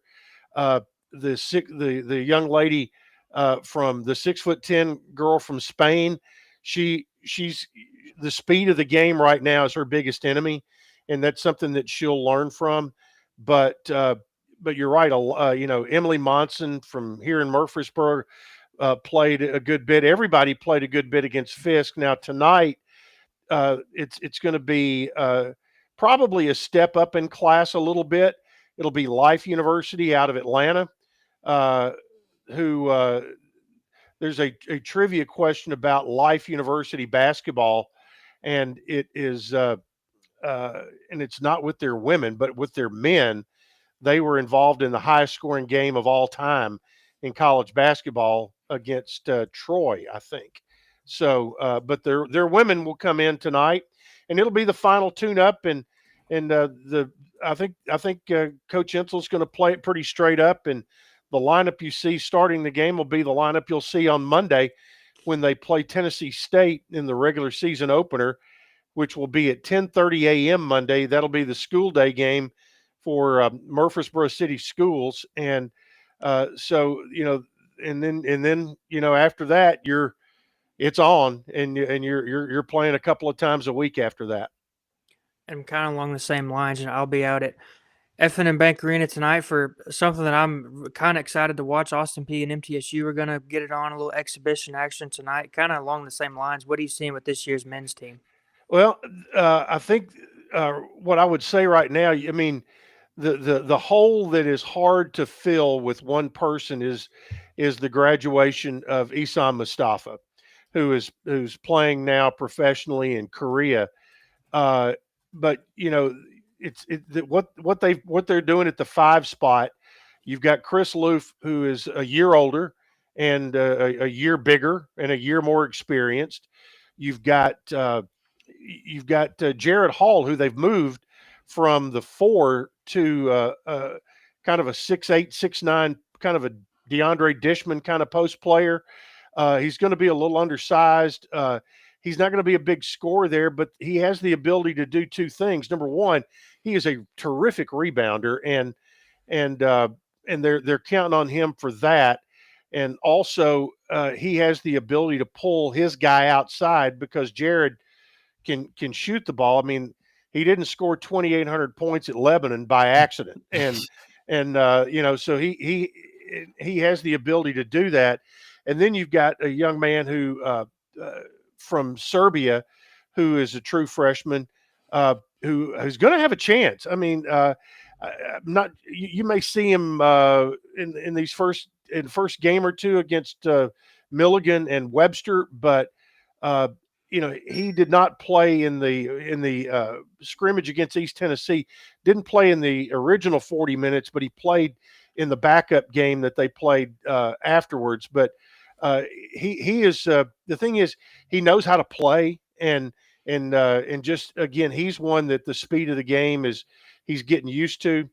Now, I think middle at guard has a chance to be really at the guard spots are really good. I mean, you lose some pretty good ones, but you're going to start Sean Smith probably at the point. He's a transfer out of the MAC, either Western Illinois or Northern Illinois. I don't have my roster in front of me. Oh, yes, I do. Hang on. He's from Western Illinois, and he's from Louisville, Kentucky. Javin Carter from Alcoa, and then Penn State. Stud and he can play point, but they want to be able to start him at the 2. Kamari Lands is going to be your starter at the 3. He's preseason All-Conference USA. And then at the 4 is going to be Torrey Alston, who, again, another guy who's another year older, another year bigger, another year more explosive. In the scrimmage against East Tennessee, he had some highlight film dunks, and in particular had a really good looking. They had a couple of stretches, a little 2-man high-low game with he and Chris Loof doing some stuff together. That I think this team it may be a work in progress. With the schedule super tough. You've got road games at Michigan and Houston and Evansville. You've got the Cayman Islands trip against Murray and George Washington and McNeese State. You've got Belmont. You've got it's a loaded non-conference schedule, but I think they like what they've got with this group, and Austin P will be a very good test, in particular playing in kind of in a real game scenario at F&M Bank Arena, and Austin P is a team that had to kind of rebuild some too. So Middle picked 4th in Conference USA, 3rd or 4th, right in there. And I think Austin P was picked, 6th or 7th in their league. So, but these two, they go back a long way, and these coaches know each other. And, both teams have a lot of players that are fairly local. So the juices will be flowing, I think, when they get after it tonight. Chip, I also got to ask, what will happen when you and Mr. Calvin White are in the same place at the same time? I mean, I'm not sure if what is the Back to the Future, time space continuum type situation. Does that Well, happen? How does that work? Well, I'm not going to be in Clarksville tonight. We don't Okay, I missed. broadcast the exhibition game, so we don't have to worry about HI Atlas or whatever is on its way toward us. But I'm going to I'm going to go watch the women tonight and work on my charts for football tomorrow night. And the basketball game, the men's game, is going to be on ESPN Plus this evening from Clarksville, and the women's game will be on GoBlueRaiders.com on an audio stream only this evening with one Jose Fisher. So he will have the call there tonight. With that being said, Chip, a couple quick ones I want to ask. Home game yet again, so tell us about some goodies for the fans that maybe want to come out and enjoy the experience tomorrow. A lot of giveaways tomorrow night, especially if you dare to wear your Halloween outfit. There are prizes for the best youth Halloween outfit, best adult Halloween outfit, best MTSU student Halloween outfit, and best student group that dresses together. So you got all that. There will be lots of free trick or treating with corporate partners for the kids, and it will be. There's going to be some weather tomorrow and even into tomorrow night, but we don't see anything severe. So no thunder and lightning, knock on wood. It may be a little damp, but the percentages hour by hour go down all day long. So hopefully we can move it on out of here. And but whether it's rain or shine for the game and rain or shine for the trick or treating, which will be underneath the stands on the concourse anyway. So. I love that, and I'm looking forward to seeing pictures of Joe Dubin or at least JP's costume tomorrow night. I did talk. Well, that was a question for Coach Mason last night. What was his best ever Halloween costume that he ever wore? Would you believe that he once went as Scooby-Doo? I think I could see that actually. Yeah, I was thinking maybe I wouldn't have thought that, but now that you say it, I can visualize it, and he probably would look pretty solid, I would imagine. Probably, especially if he was able to. There's a guy here in Murfreesboro that has a van that is painted up like the Mystery Machine. So we might have to, relive the moment, get Coach in a Scooby-Doo outfit and put him in the Mystery Machine. As long as that van's on the up and up, that's right. Just making sure with that. Hey, real quick, Chip, I did want to ask you too. I saw a post on socials, soccer entering postseason play, which I assume also is probably the case for volleyball coming up soon. Give us an update on those sports if you can. Women's soccer, they will be in the conference tournament. I'm not sure if the bracket is out yet, but they got. I think I saw them as a 4 seed, perhaps. That's probably about right.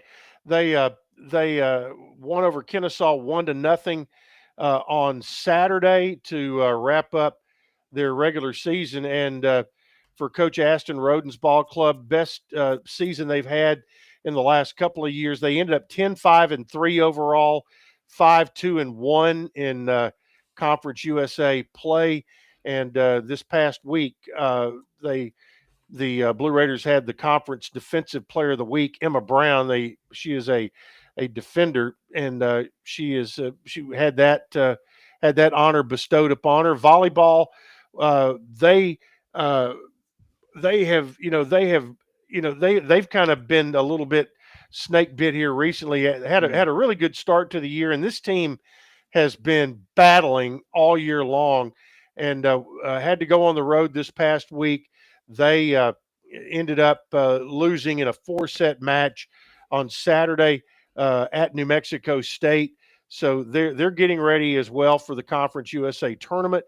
And so they've got big, they wrap up the regular season this weekend against probably the toughest opponent they've had all year. They've got Western Kentucky, who has been ranked, coming in for matches on Friday evening at 6:00 and then Saturday afternoon at 1 p.m., all at Alumni Memorial Gym. Love it, love it, love it. This is the fun time of the year. Everything is winding down from the fall. Everything is ramping up from the winter. And right there in the thick of everything is our good friend Chip Walters, the Blue Raider voice. Chip, break a leg tomorrow night. Snap some pics of the gang in costume, and hopefully get that first conference win and knock Jack State from the ranks of the unbeaten. We'll see, and we'll take every little bit of luck, whatever it is. But Blue Raiders need a win here, and tomorrow night will be a good time to do it. Absolutely. Thanks, Chip. We'll see you next week, brother. Thank you. Chip Walters, ladies and gentlemen, once again, the Blue Raider voice, bringing us an update from campus. Busy time in Murfreesboro. In addition to all of that, you had the volleyball championships taking place last week on their campus as well. So Murfreesboro, happening spot as we enter the final few days of October and turn into November. This is when Calvin starts tingling, when college basketball really gets rolling. And it should be a fun little exhibition tonight, Calvin, as, like Chip said, basically simulated. It's everything but a regular season game. Yeah, I'm hoping it's a good game. Austin P had to kind of overhaul the roster after last year. They're in year 3 of Corey Gibson this season. Nick McDevitt, I think it's his, I want to say 5th or 6th year at middle. They overhauled the roster as well. So I'm hoping it's a good back and forth game between two teams that just from seeing them in past years like to get up and down. Should be fun. Make sure you say what's up to a good friend of the show and yours truly, Dugan Line, the assistant coach there for the APSU Gov. So that'll be a fun one. We'll talk more about that and talk more hoops with Chip next week as they really get things cranked up. Opening day of college basketball season is beginning next Monday. So should be fun. Speaking of kind of mixing things up, we're going to get into the grab bag on the other side of this timeout. Calvin and I will bring you odds and ends from stuff that we maybe wanted to get to earlier and just haven't. We'll cover a little bit of everything. We'll even give you some updates on scores at the TSSAA level as girls soccer state championships are underway down in Chattanooga. And we'll also set the stage for the final week of the high school football regular season. Should be fun. Take a quick break. Calvin and I are back right after this on Main Street Sports Today. We're presented by TOA of Columbia.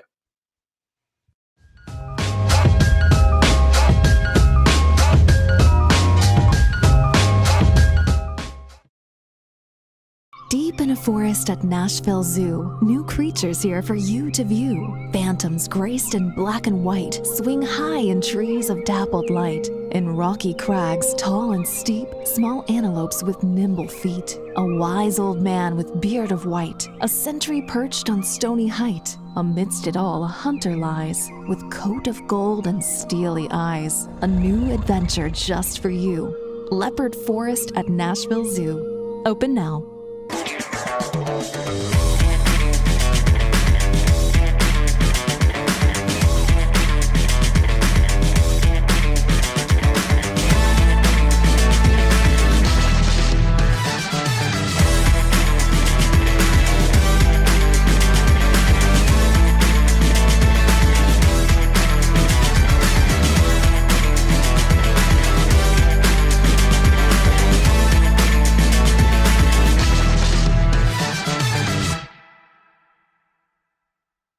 Jones & Lang Sporting Goods here in Columbia has been outfitting teams, officials, and anybody else from T-ball to college for 50-plus years. Be sure and check them out at 931-388-8060 or online at jonesandlang.com. Jones & Lang Sporting Goods, the look of a winner. Piggly Wiggly, located in Neely's Mill Shopping Center, is Columbia's locally owned and operated Cost Plus 10 grocery store dedicated to serving the community with low prices and smiling faces.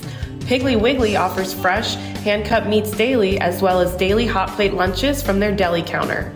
You're certain to see smiling faces and a helping hand when you're here at Piggly Wiggly. Come by and check out our fresh produce, high-quality meats, and more. Down home, down the street, we'll see you at the Pig.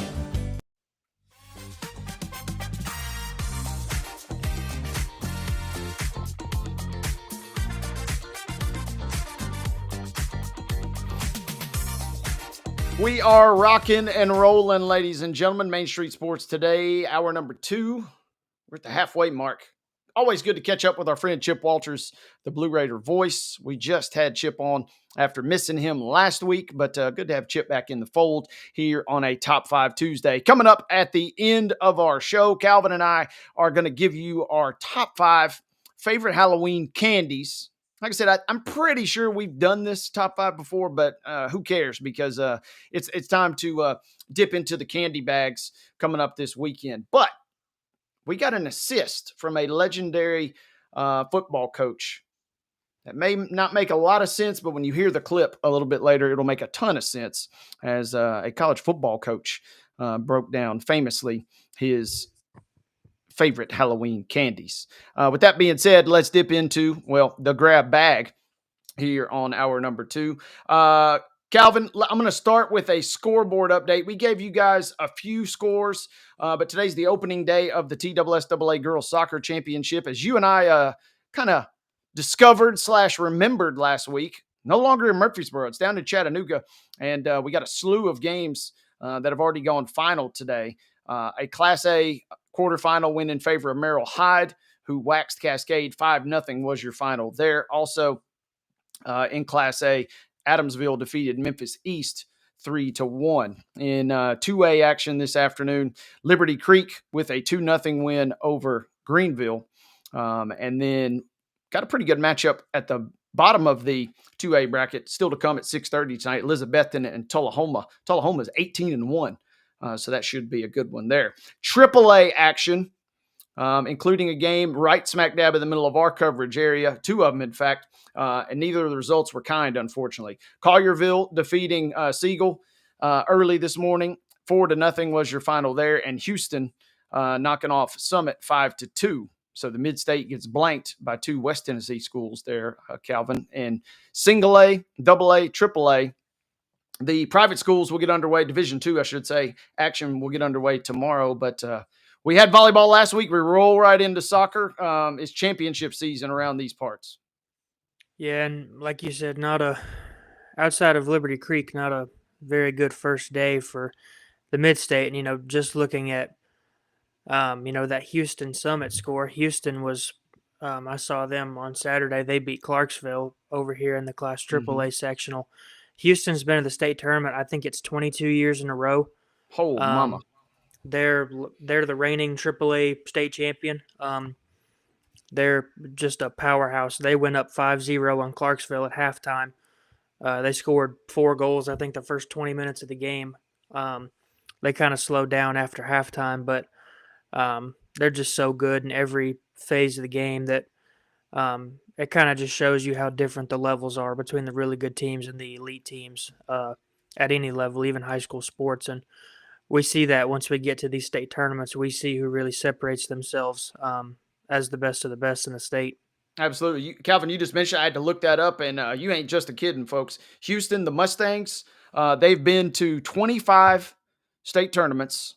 They have a 42-14 record at the state championships. They've won it 10 times, as Calvin said, including last year. They finished runner-up on 4 different occasions. So 14 of their 25 trips to the big dance, they've at least made the championship game.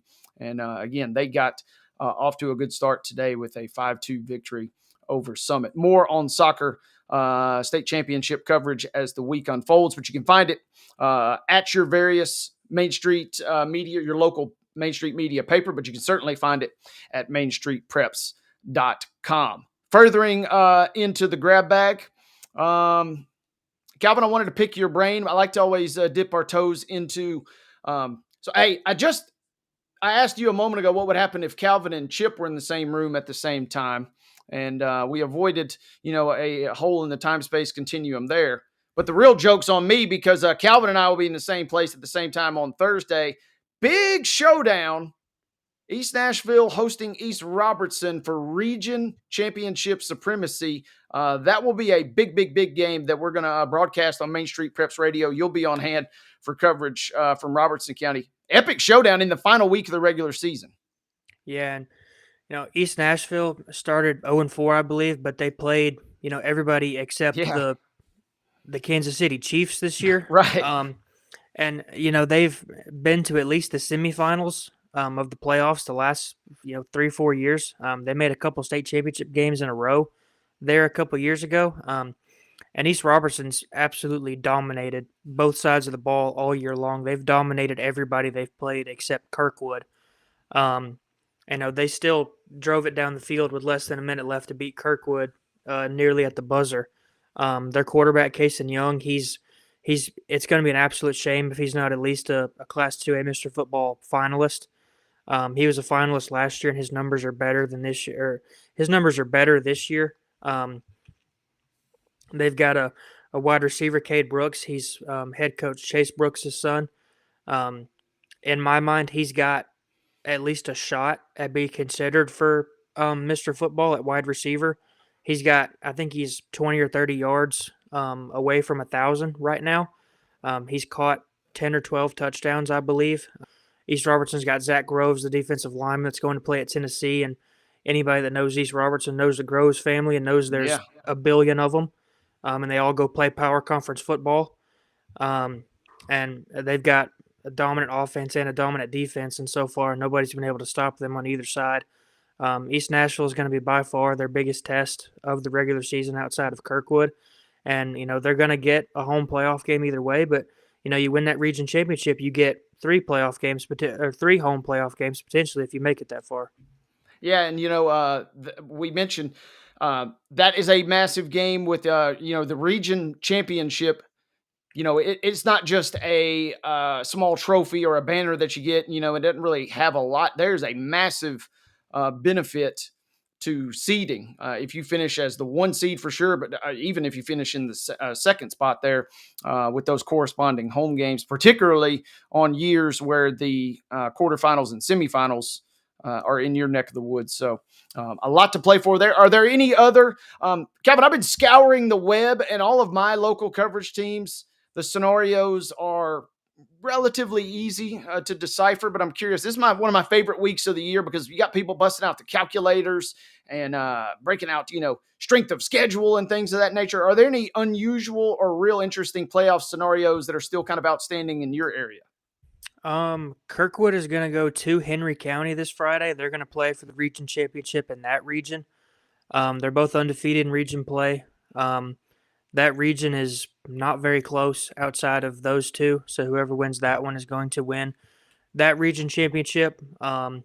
Springfield and White House play. As long as Springfield avoids an upset by the Blue Devils, Springfield's going to get a home playoff game and finish 9-1 in the regular season. We just mentioned East Robertson and East Nashville. But outside of that, the regions aren't particularly close. Most of the regions, at least in my coverage area, have been decided at this point, outside of Kirkwood and East Robertson, like I just mentioned. Unless Pearl Cone loses this week. I don't know who Pearl Cone plays this week, but if Pearl Cone happens to lose and Springfield wins, then there would be a tie at the top of that region. But Pearl Cone would still hold the tiebreaker over Springfield. But outside of Kirkwood and East Robertson, those are the only 2 region championship games that I'm looking at this week. No disrespect to Liberty Creek, but Pearl is hosting them on Thursday night. Good luck is all I'm going to say. Good luck. Pearl defeating Greenbrier 55-0 2 weeks ago and knocking off White House 47-zip. Kind of like East Nashville, Pearl took some lumps early. And we've talked about this a number of different times.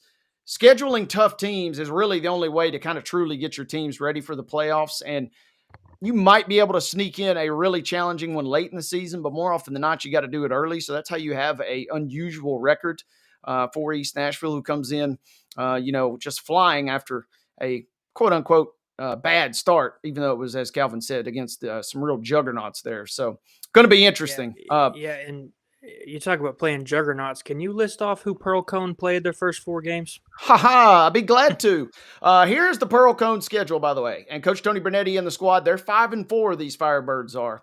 But week 1, they lost at MBA 17-14. Week 2, they lost at CPA. They went to the acronym route this year, folks. They lost 42-34, so still a 1-score game.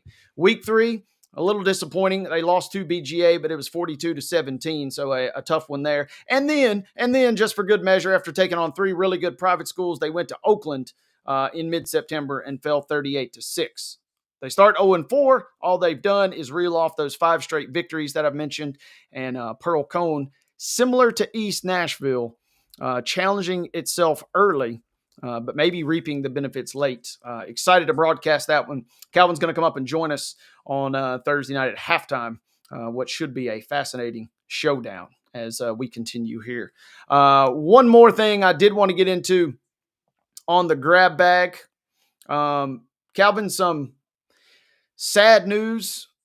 I hate to do this, but sad news. Saw this headline coming across the NHL. I mentioned they didn't have really many games during the sports equinox. I think they had 3 total NHL games last night.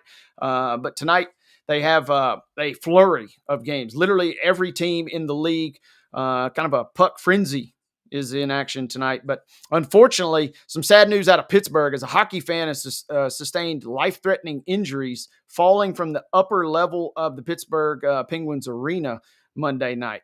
It says that officials were alerted around 7:15 that an individual had fallen from the 200 level of PPG Paints Arena. Penguins were playing the Blues during the fall. The individual, an adult male, fell on top of another fan who was in the suite below and then continued the fall all the way down.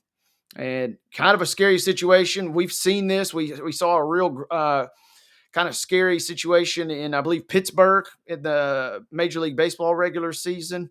And when you're talking about a fall from that kind of level or elevation, particularly kind of bumping and falling into some folks or objects on the way, it's never good.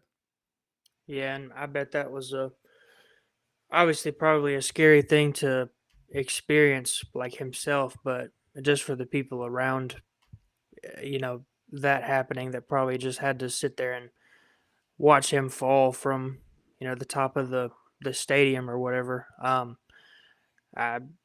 Obviously this is a very sad situation. But I bet that was, a scary situation for everybody involved. Yeah, and no update as of current. I'm reading from ABC News here, but they don't have an update immediately on the status of his condition. But the Penguins obviously offered their sympathies, stating a team statement put out says, obviously we all come here for a sport and a game, and you hear something like that and it really kind of puts everything else to the side. So hope this gentleman is okay. And I mentioned this comes after another incident in Pittsburgh over the summer. A 20-year-old fell 20 feet from the outfield onto the warning track. And I did not know this part, Calvin, but the man had a friend. I mentioned this young man that fell was 20 years old, but the friend was 21. He was charged with illegal alcohol purchases given to the underage gentleman there back in April. So be safe if you're going to a game or going to a stadium, and particularly if you're going to one in Pittsburgh. It is kind of some scary stuff there. Speaking of scary, Calvin, we have a spooky themed edition of Main Street Sports Today coming up on Friday.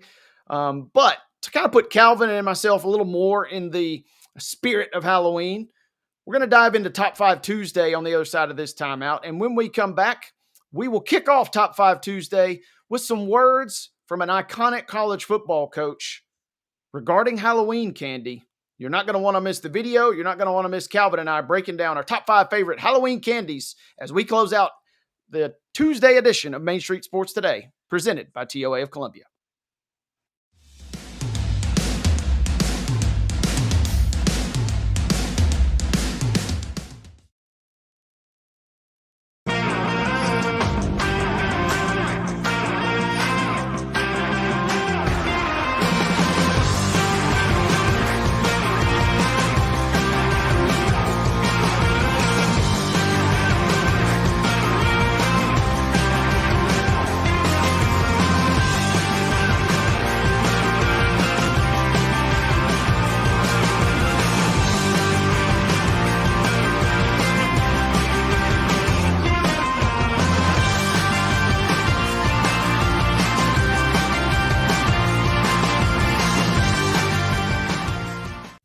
in Tennessee, we wanted to try to keep it as local as possible. So we have an entire section of our menu that is just dedicated to local whiskeys like Uncle Nearest, Jack Daniels, of course, George Dickel, Nelson Brothers, Greenbrier whiskey, and all of our taps are all local.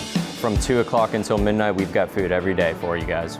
A good handful of appetizers, some entrees, and a couple salads and things like that. My name is Ethan Kanata. Please come down and see us at the Pick Lobby Bar here at the Omni in Nashville.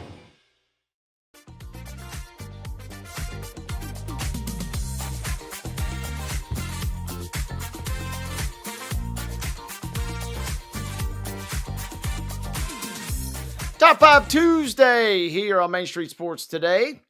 Every Tuesday, Calvin and I give you our top 5 in a category of our choosing. And in the spirit of Halloween, we're going to give you our top 5 Halloween candies. But reminder, folks, each and every single Tuesday, this segment is brought to you by our friends at Columbia Power and Water Service. Tired of buffering and slow internet speeds? Then upgrade your life with CPWS Internet. You can get lightning fast internet and speeds up to an incredible 1 gig where you can stream, game, and work seamlessly, all for $70 a month. If you're looking for local service and local support, visit cpws.com or call 931-375-7777.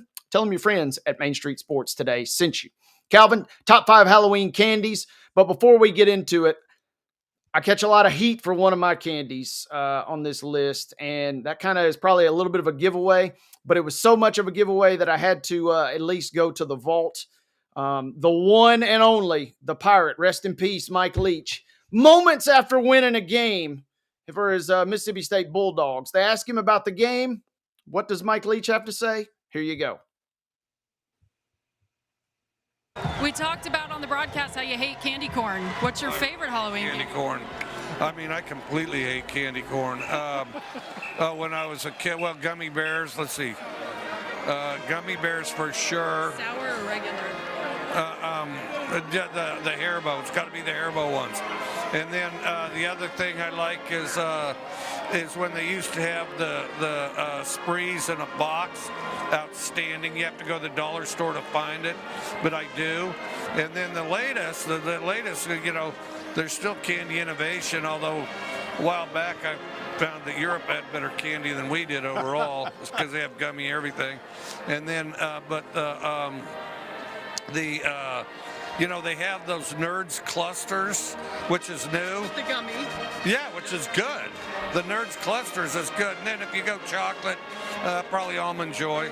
Love it. Hopefully you'll get some of that next week. Yeah, we'll see. Thanks, Coach. All right, thank you. Love that. Anytime you can bust out some Mike Leach footage, it's worth doing. And, you know, I just love, you know, Will Rogers in the background. They're celebrating a big victory. And, you know, Coach just giving you his top 5 candies. So with that being said, and again, rest in peace to the great one there. Calvin, the floor is yours. Start this party off with our favorite Halloween goodies. My number 5 pick is going to be, well, yeah, I'll start number 5 and go backward. I'm going to go M&M's.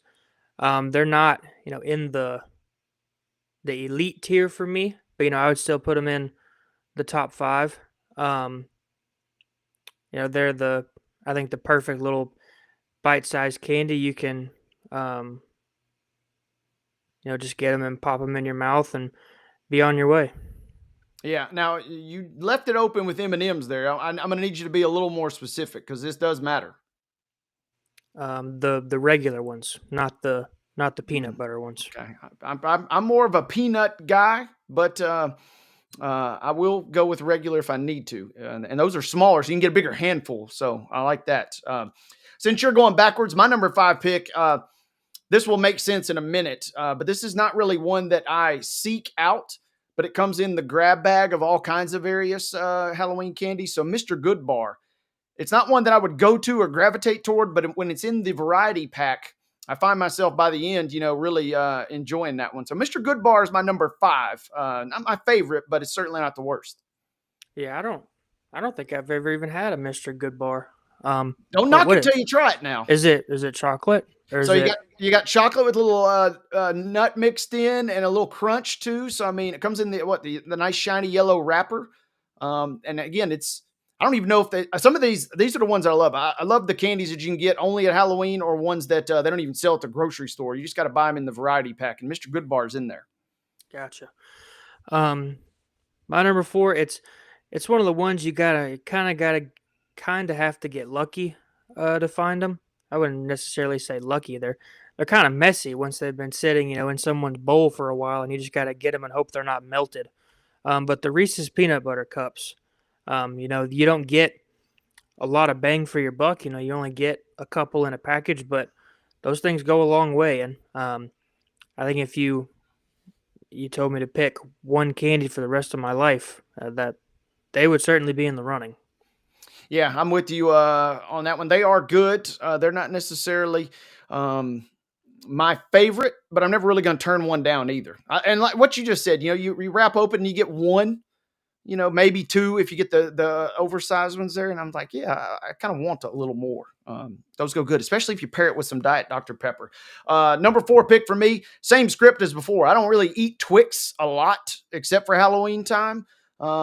But if I catch a Twix in a candy bag, yeah, I'm gonna smash one down because those are pretty good around this time of the year.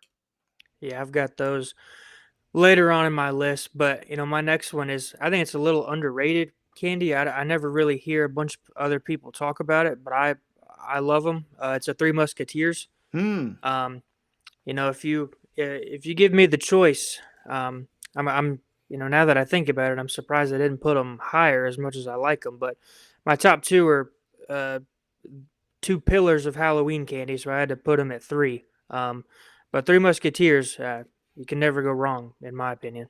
Yep, I'm with you there. That's one that, again, it's sneaky good when you grab it. Up next, all right, controversy or not, candy corn or / candy pumpkins. Give me all the hate. I didn't even realize I lived my whole life until I was like 16 or 17 before I realized that everybody despised candy corn. I thought I was just a normal, upstanding human, and then I found out I was a real creepazoid. So, but I don't care. The less people that eat the candy corn, the way I see it, that's more for me. So I'm taking that one number 3 overall. Yeah, I don't necessarily hate it. It just wouldn't be at the top of my list, But my next one is, one of the pillars, I think, of not only Halloween candy, but candy in general. I think anytime you go to the store or the movie theater or anything like this is something that always catches your eye, and it's the Kit Kat. It's the one, especially when you get the big ones where you get like 5 or 6 of the little sticks and you can just break them in half as you go. But Kit Kat, I'm going to put it number 2, one of the elite top tier candies. I was tracking with you and then you let me down. My number 1 was what I thought you were going to go with there. My number 2, this is one, again, that Mr. Goodbar, the variety pack you get, Crackle, which is kind of like a Nestle Crunch bar. In the sense, got a little crispness to it, and it's chocolate with a little flavoring. I love the Crackle bars, and again, you can only get them in that variety pack, so it's around this time of the year. That's my number 2. Your number 1. My number 1 is going to be the Twix. That's personally my favorite candy. It's one of the ones that I get, anytime I go to the gas station or the movie theater, anywhere like that outside of Halloween. You can never go wrong with Twix with me. It's my favorite candy. I'll put it at number 1. That's a good pick. Snickers is what I thought you were going to say earlier. That's my go-to. I could grab one at any given time. And, you can even tell your friends it's a protein bar, kind of in a sense, if you want to really stretch it there. So Snickers is my number 1. Thanks to Columbia Power and Water System for our Top 5 Tuesday. Thanks to you guys for joining us. Calvin and David Wilson on the show tomorrow. Mo and David on Thursday. Mo and me on Friday. Hope you guys enjoyed it. Hope you guys enjoy the rest of your Tuesday. This has been Main Street Sports Today, presented by our friends at the Tennessee